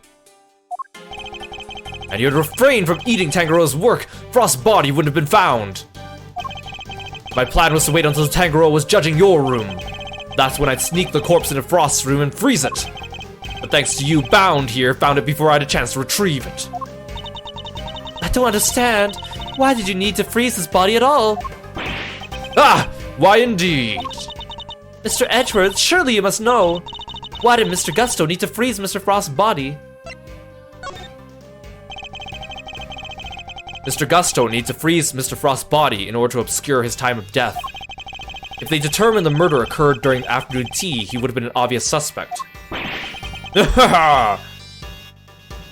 Bingo! Freezing Frost's body wasn't simple, preparing everything took time. So I decided to put his body in the chest in Tangaroa's room when I got everything ready in Frost's. And the time, it seemed, like the perfect hiding place. Never counted on some gluttonous pharmacist showing up and making the whole ship collapse. I still don't get it though. Why disguise the body as an ice sculpture at all? The sooner it was found, the smaller the effect of freezing would have had on making the time of death. Therefore, he needs to disguise it, at least until it's fully frozen. How awful! Using Mr. Frost's own work to help you cover up the truth behind his murder. Ironically, Tangaroa would have been just fine if the body hadn't been found before I got it out of his room. If only things had gone to plan, he wouldn't even have been arrested, let alone convicted. You mean... It was my fault. Everything that happened to Samson, it was all because I found the body. Don't let him get inside your head, Jutes. None of this is your fault. It wasn't Samson. It would have been Delicia instead. She would have been the one they arrested. Either way, there's only one person to blame here, and that's Gusto. It didn't help the initial detective was so bad at his job either. He never even told the prosecutor the body had vanished. So then Mr. Von Karma had unwittingly placed Mr. Tangaroa under arrest in the absence of a body. I mean, I guess it would explain why he was so keen to wrap things up. Still, you'd think he'd notice something as big as if he'd taken a look at a few reports, huh? Not if someone had been deliberately distorting the facts of the case, though. Either way, it seems Mr. Von Karma didn't know about the body until after the arrest had been made. But admitting that would have spoiled his perfect record. So he kept it to himself and proceeded to prosecute Mr. Tangaroa regardless. Can this really be true? You don't feel bad at all? Somebody spent 18 years in prison because of you. Sticks and stones, girlie, sticks and stones. What a jerk, I ought to arrest you right now, pal. I'm afraid I can't allow you to do that, detective.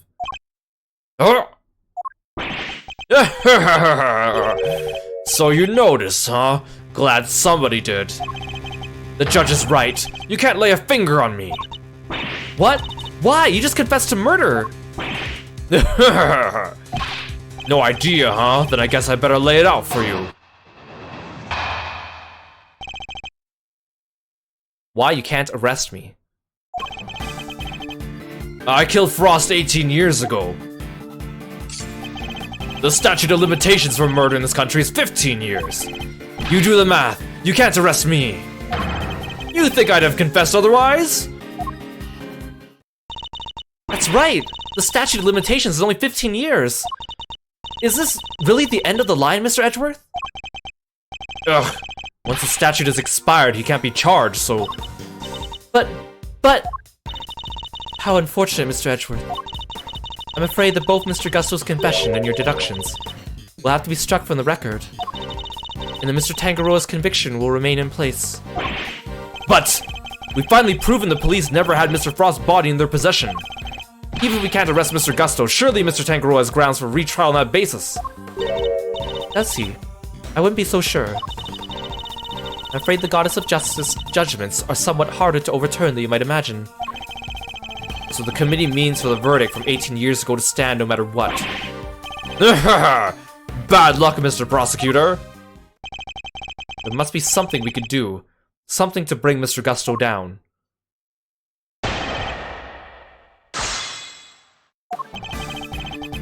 I killed Frost 18 years ago. Hold it! The passage of time doesn't diminish what you did, Mr. Gusto. It sure diminishes one thing, though.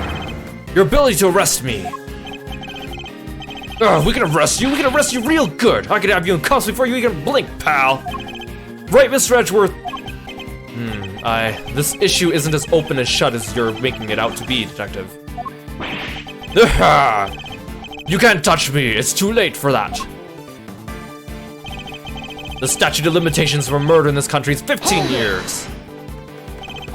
Depending on your actions over the last 18 years, the statute may not have expired yet. This ought to be good. Alright, I got nothing to hide. If there's something you want to ask, ask it. Very well. Tell us where you've been, and what you've been doing since the incident. Sure. Not long after the contest, I was able to cure my taste disorder thanks to the formula from that book. And not so long after that, I went to Zhengfa to really buckle down and hold my craft. That explains a lot. We tried to contact you after the fact, but I guess you were long gone by then, huh? Could be. I left, let's see, around a year after the murder. It was before Tangaroa's last day in court. Going to Zhengfa was the best thing I ever did. Flavor, design, I'm the full package now. Objection! And all on the backs of those whose lives you destroyed. What's an omelet without a few eggs, huh? Nothing, Mr. Prosecutor, nothing. You're evil. Sticks and stones, girlie. You can't arrest me, and that's all that matters. Ugh, I need more to work with. There has to be something I can get out of him. Maybe I can push him further on the statements he just made. Is there anything I should follow up on? I'd like you to tell us more about your training in Zhengfa, if you wouldn't mind. Fine. I later went to Zhengfa to train, and I finally became the best in the world. Hold it! Zhengfa, and you were there for a while, I imagine. Yeah, I left some time after the investigation had wrapped up. I've been meaning to go there and start my studies for a while, and thanks to the hard work I put in,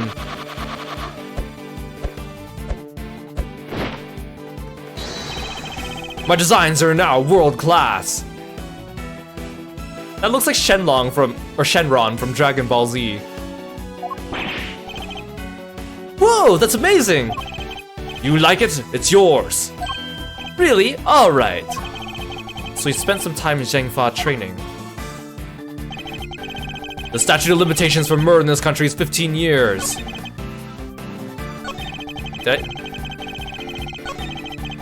I need to press this. Hold it! Never say never, Mr. Gusto. Nothing is impossible. Really? Come on, give it up. Your father couldn't catch me. What makes you think you can? Ugh. He would have solved the whole case if it hadn't been for Mr. Von Karma obstructing him at every turn. And now the statute of limitations is threatening to inter the truth of this case forever. Don't listen to him, Mr. Edgeworth. You can't give up. Not now. We're doing this for your dad, so we have to see it through to the end. Okay. The truth is right there for the taking.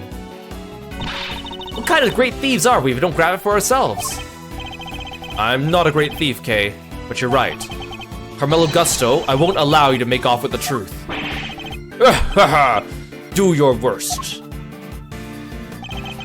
You think I'd have confessed otherwise? Hold it! That was the only reason? Because you knew the statute had expired. Why else would I do it? Why would anybody?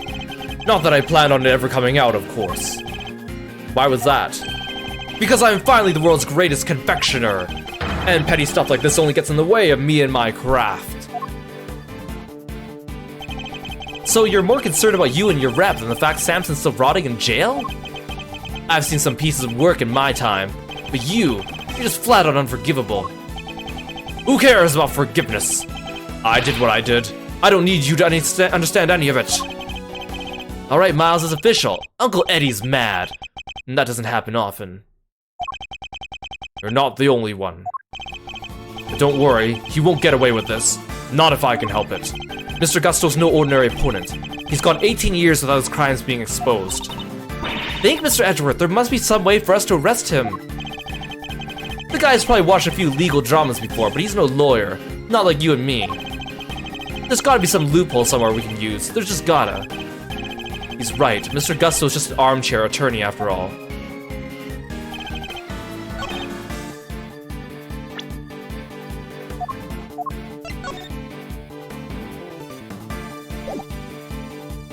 Objection! The statute of limitations for murder is subject to the following condition. The statute is suspended should the suspect flee to a foreign country. Which means the time you spend abroad doesn't count towards the total time under the statute.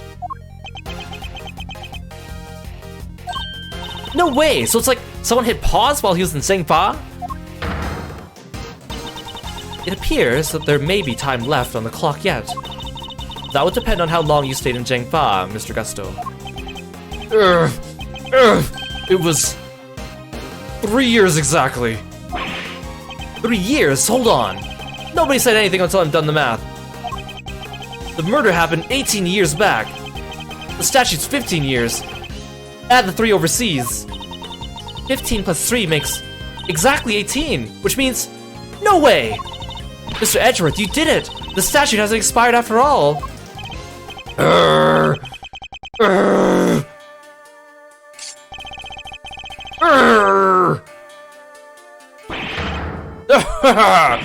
Bingo! 18 years exactly! Glad you worked it out for yourselves. He's just been stringing us along this whole time. Why is he laughing? We're good, aren't we? We can arrest him now. I hate to break it to you, little sis, but IS-7 went down at the end of December. It's April now, which means, strictly speaking, it's been 18 years and 4 months since Frost's murder. If Gusto's stay in Zhengfa really lasted 3 years on the nose, it's not enough. We're a few months short. Not enough, but... What did I tell you? You can't touch me! I hate to admit it, but he'd read the board well when he made his confession. How unfortunate, Mr. Edgeworth. If only the statute had been suspended for another year. Ugh! Those who would overturn the goddess's judgment must be willing to pay the price should they fail. And you, Mr. Edgeworth, have failed. Ugh! No! There must be something I can do. I knew it. If the law can't bring Mr. Gusto to justice, then... Judes, what are you thinking? Objection! There's no need to go adding to your rap sheet just yet. We're not done here. Far from it. Because there's still a way we can nail him. There is. Alright, Miles Zarino, pep talk. I need you to think back over everything we know about the case. Gusto's overlooked one critical thing that you yourself were led to believe wrongly about. Which is... he wasn't there for Samson's last trial, remember? Best I can tell, he doesn't seem to know what the final verdict that came down that day is. Which means, there's still one way left to us. Crack open your statutes for dummies there and take another look. 17 years ago, they really did a number on Samson and framed him like a pretty picture. But if we make good of that verdict now, we can make Gusto pay in full for what he's done. Well, Fender, why don't you just tell Edgeworth directly instead of trying to make him puzzle solve it yourself? Fender, are you... Those who would overturn the goddess's judgment must be willing to pay the price should they fail. Samson's my client, Miles, and I can't bring myself to use the source of his pain as a weapon in this fight. So whether we play our last card or not, it's gonna have to be up to you.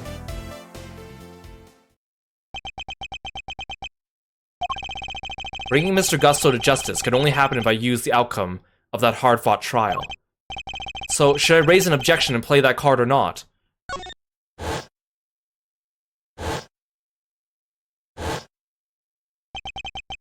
My father and Mr. Von Karma, one sought to reveal the truth, the other to hide it.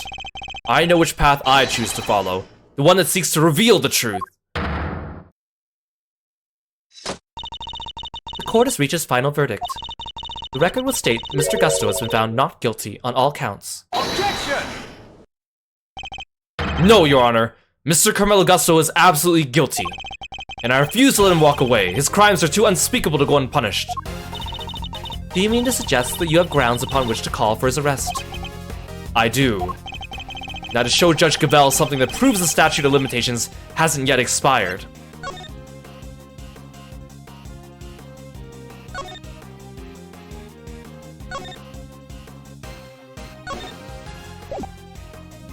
Take that! Very well. Is there a particular part or page of the IS-7 incident for us we would like to refer to? I'd like to direct your attention to the page concerning the suspect. As you can see, Samson Tangaroa was convicted as an accomplice. And it took around 1 year from his indictment for that verdict to be reached. Yes, that does seem to be the case. The book you gave us details certain conditions pertaining to the statute of limitations for murder. One of them, as I mentioned, is the statute is suspended if the suspect flees the country. And another states the statute is suspended from the time of any accomplice's indictment to the end of their trial. What? Tangaroa was convicted as an accomplice! Yep. Guess you were in Zhengfa when the verdict came down. Samson was convicted as an accomplice, not as the main perpetrator. Which is clearly news to you, and not good news either, am I right? Hey, Titsuno, welcome to the stream. But, how could that be? Tangaroa wasn't an accomplice to anyone! He was innocent, and you know it! Oh, we know it. It's what we've been trying to prove all along. And in a pleasing twist of fate, his wrongful conviction will be the very last thing that sets him free! If you spent 3 years in Zhengfa, and your accomplice Samson Tangaroa was on trial for 1 year, it means you can still be charged with Mr. Frost's murder up to 19 years after the fact. In other words, the statute of limitations hasn't expired at all. Ugh. The goddess's judgment is infallible. But that of her servants, it appears, is not. It seems the prosecutor in charge of this case may have erred. Unbelievably, we may have no choice but to instigate a full inquiry. No! How could this? You weren't supposed to be able. 18 years, that's a long time to let somebody else suffer for your crimes. It's time to pay the piper, Gusto, and not a moment too soon.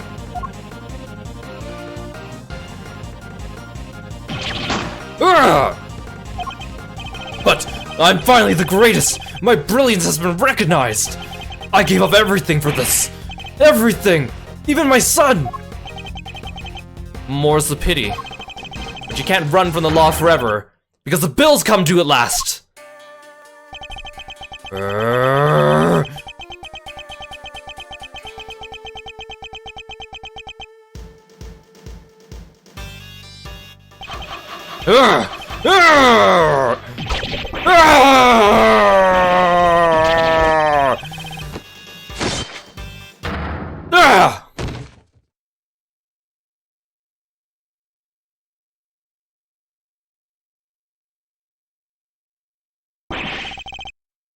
Mr. Gusto's all set for a trip downtown, sir.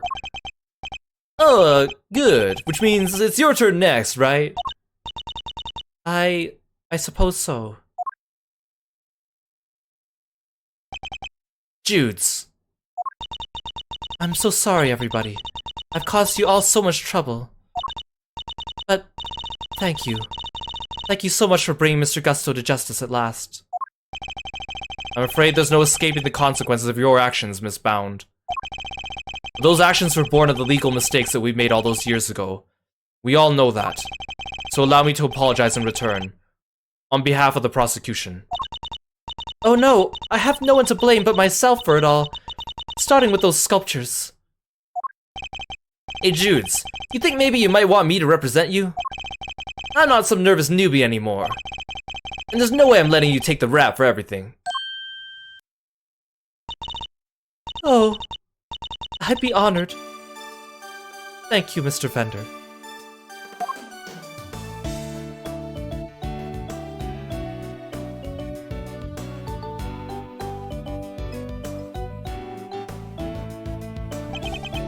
Sorry, ma'am, but you gotta come with me now.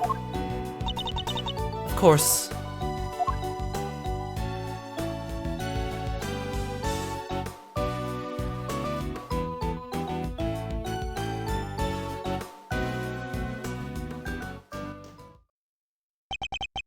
Judge Cavell, Why did you lie to us?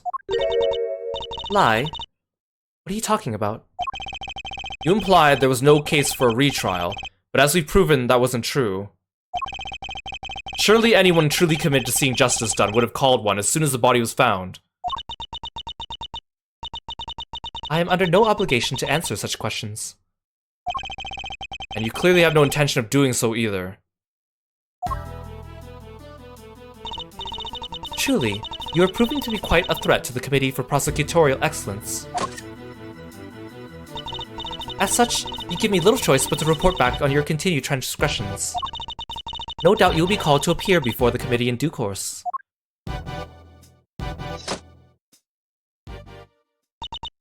Now, I must be on my way.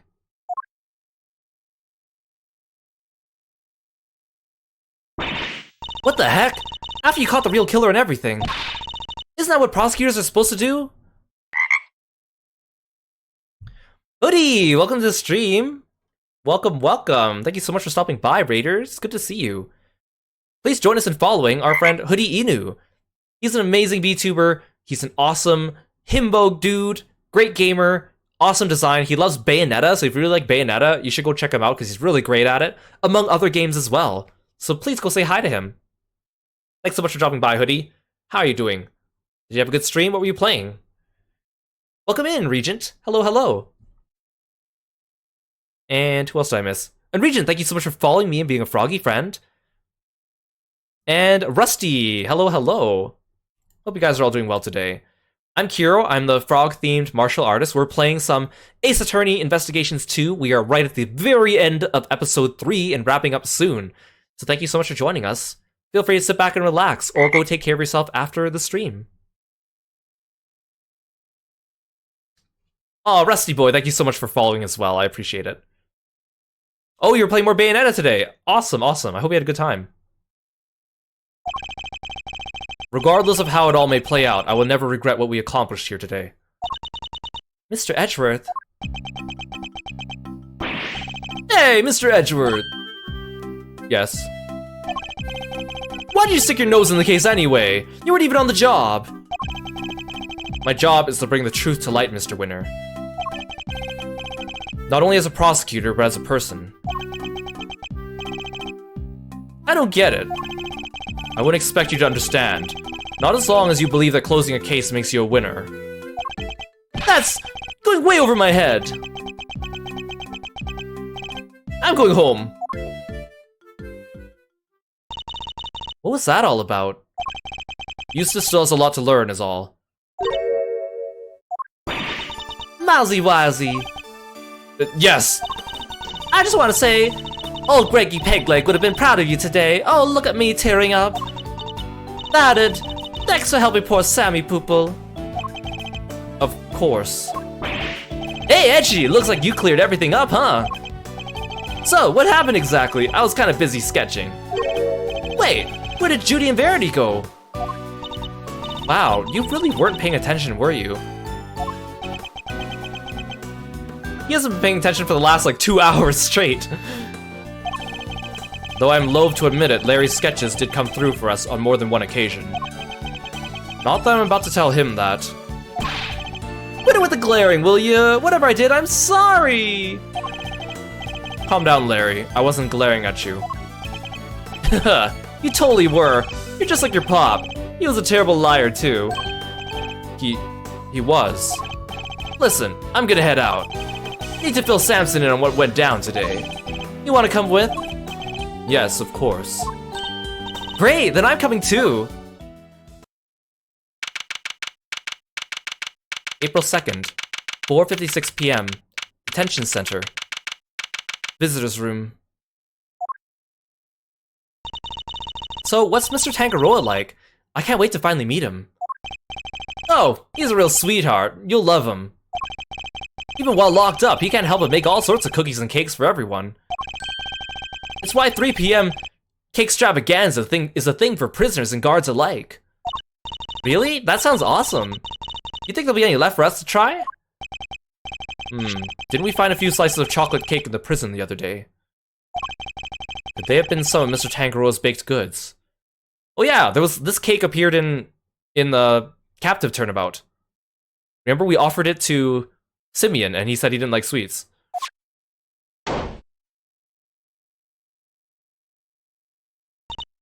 Gummy, what are you doing here? I heard you're all coming to see Mr. Tangaroa, so I volunteered to escort him. Hello, new friends. I'm Sanson Tangaroa. Prosecutor Miles Edgeworth at your service. And I'm Mr. Edgeworth's trusty sidekick, Kay Faraday. It's very nice to meet you both. Miles here is Gregory's son. Is that so? Your father was very kind to me and fought so hard for my case. But in the end, I betrayed him. I made a false confession, and... Don't worry, Mr. Tangaroa. Mr. Fender has explained everything to me.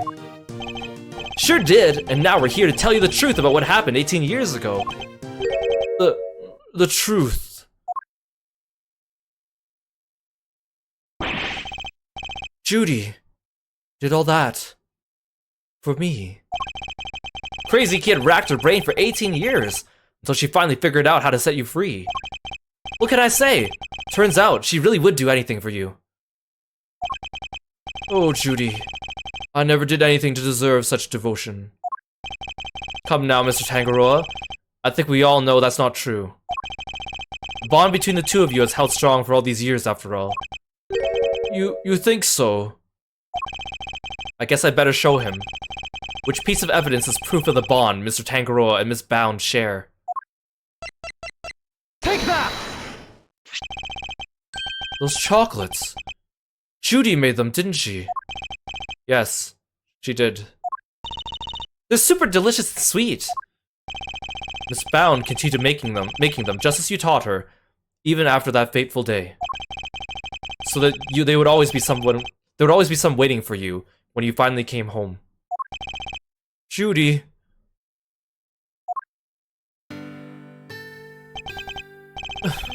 I bet they're beyond super sweet then, aren't they? Very much so, I'm afraid. I only wish we could hand them to you. Don't worry, sir. I'll make sure he gets them later. Which would be a clear breach of prison policy. Not that I have the authority to stop him now anyway. Thank you very much. You know, Detective, something about you reminds me of Detective Bad. Really, pal? Because I look up to him a lot. He's my role model. You don't say. It seems fate likes to bring people of all sorts together, huh? You hang in there, Samson. Just a little longer. I should be able to get you out soon. I'm sorry it's taken so long. Nobody should have to wait 18 years to get justice.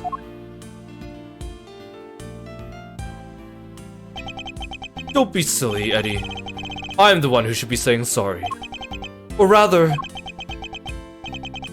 Thank you. Truly. Samson. Well, I guess it's my turn to wait for Judy to come home now. I'd better make sure there's something delicious on the table for her when she finally walks through that door. Don't let me down, Eddie. Leave it to me, big guy.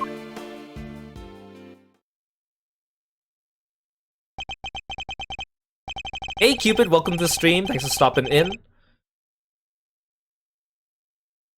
The IS-7 incident. It's been 18 long years, but this case we inherited from my father. It's finally coming to a close.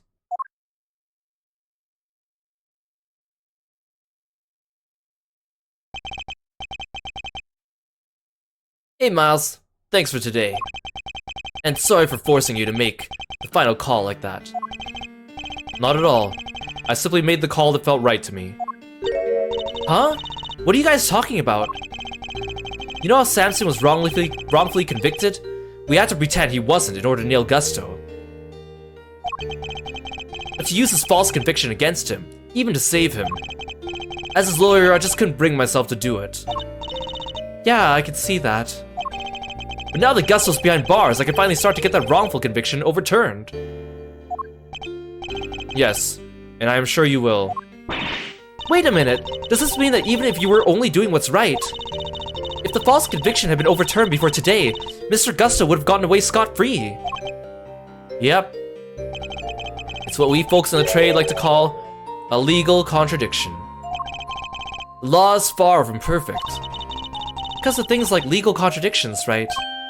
Yeah, but you never know. Things might change. The law is always evolving, just like us humans. Your Uncle Eddie and Miles Zarino included, am I right? Potential for growth and change. In people in the law, huh? So, Miles, are you gonna keep fighting crime as a prosecutor, or help people as an attorney? Something tells me you got a big decision ahead of you. One only you can answer. I know. Well, let's just say I won't complain if you show up at the office one day. And on that note, it's time for me to skedaddle. I owe you big time, and I always repay my debts, but for now... Thanks again for today.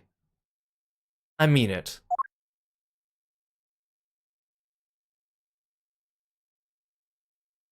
Did he seem kind of in a hurry to get out of here to you? He did. And honestly speaking, I'm the one who owes him a debt of gratitude. After all, he gave me the chance to reckon with my father's final case. When I was a boy, all I ever dreamed of was becoming an attorney like my father. But then, during my time with Mr. Von Karma, I learned the way of the prosecutor instead. Eventually, with the help of some good friends, I found my own voice and a new way to live. But now my career as a prosecutor is at risk of being taken away from me. It may be time to take another long, hard look at how I want to live my life, whether I like it or not.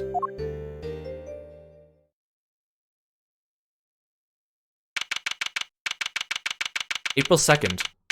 Edgeworth & Co. Law Offices. Hey, Gregory. Sorry for reporting in so late. It may have taken 18 years, but we're finally in a position to prove Samson's innocence. All thanks to your boy, Miles. I couldn't have done it without him. You should have seen him. The way he fought for the truth gave me chills. It was like I was watching you. Look, I know I'm not half the attorney you were, but those guiding principles you tried to instill in me, I like to think I'm embodying them now as I carry on your legacy. Here's hoping. Your boy will be joining me in that soon.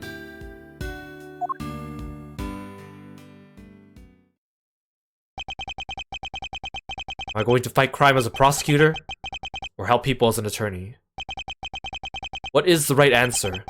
Which path should I choose?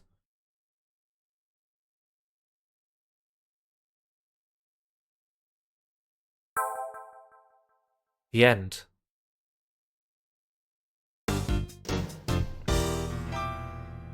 Oh gosh, that case, oh, it's so emotional. Oh, thank you so much for the stretch. Oh, it was really hitting me at the end.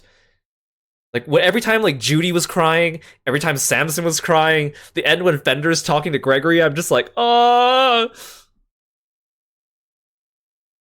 But man, this case is, like, really good. Again, like, when I first played this case, it starts off a little slow, and I thought it was going to be a complete flashback case with just Gregory. But then it started doing, like, the back and forth, and suddenly we saw the present day was mirroring the past in, like, a weird way, and it got really interesting. And, like, I went into this case thinking that I wouldn't really like Gregory that much. Not that I would like him, I just thought I'd be neutral about him, because he is, like, compared to other playable characters like Phoenix, Apollo, Edgeworth, Athena, Gregory doesn't really have as much of a, like, a fun personality. He's just a gentleman, right? He's a good guy. He's a gentleman. He doesn't have any funny quirks or anything like that. So I thought I would get bored of him, but he was just so endearing, and, like, he had Fender with him, and all his, like, every time he mentioned Miles, he didn't over-mention Miles, but whenever he did, he was like, oh, I should get Miles to watch this show, or oh, I should bring Miles some of this for a treat later, or I should go get this for him for his birthday. Like, it was just so endearing, and, like, it really breaks your heart to see all this going on. So right now, in the entire Ace Attorney canon, other than Great Ace Attorney, not counting Great Ace Attorney, this case is the flashback case of the IS-7, is the first case that happens chronologically now. Previously, it was Turnabout Reminiscence, and previously, it was Turnabout Memories. So, what I'm trying to say is, this case is what started the entire Ace Attorney storyline. Everything. Gregory's death. Von Karma's perfect record being soiled. Edgeworth being taken in under Von Karma. Phoenix becoming an attorney. Phoenix convincing Miles to, you know, not be like Von Karma anymore, and then moving forward from there. Every single event that happens from Ace Attorney 1 all the way through 6 happens because of this case. It happened because one dude wanted to be the best at Cupcake Wars. One dude wanted to be the best pastry chef in the world. And that caused everything. Isn't that crazy? And this case ruined the lives of every single person involved. Judy and Samson, of course. Gregory. Von Karma. Which then passes on to Edgeworth. Which then passes on to Phoenix. Not to mention, there's still some loose ends, right? Like, for example, Gusto and Frost's sons. Everyone's life was ruined by this one case because of a pastry competition, or a dessert competition, I guess. Because one guy didn't have, or had agousia, because one guy couldn't taste, because one guy wanted to be the best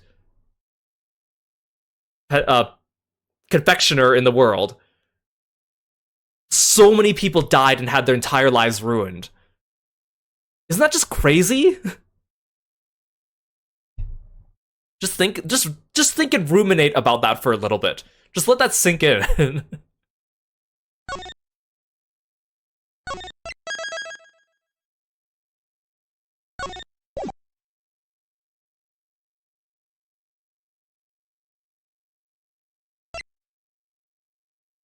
And then episode 4, a Turnabout Forsaken.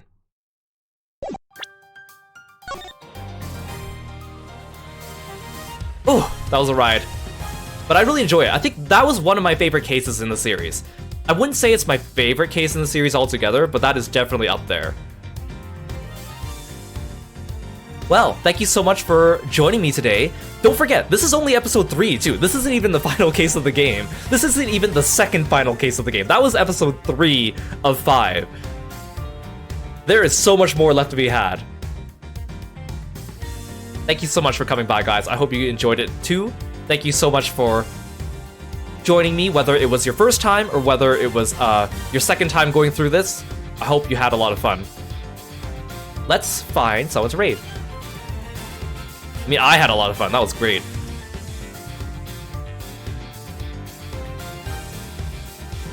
Okay, let's raid Kieran today. He's doing more of his Pokemon Soul Silver girly pop lock. And I know he has a lot of fun with those streams, and you should go check him out because he's super cool, and he's my best friend. So, I will see you guys tomorrow. We're gonna do the Forsaken Turnabout. Thanks for tuning in, guys. Take care. Bye, froggy friends.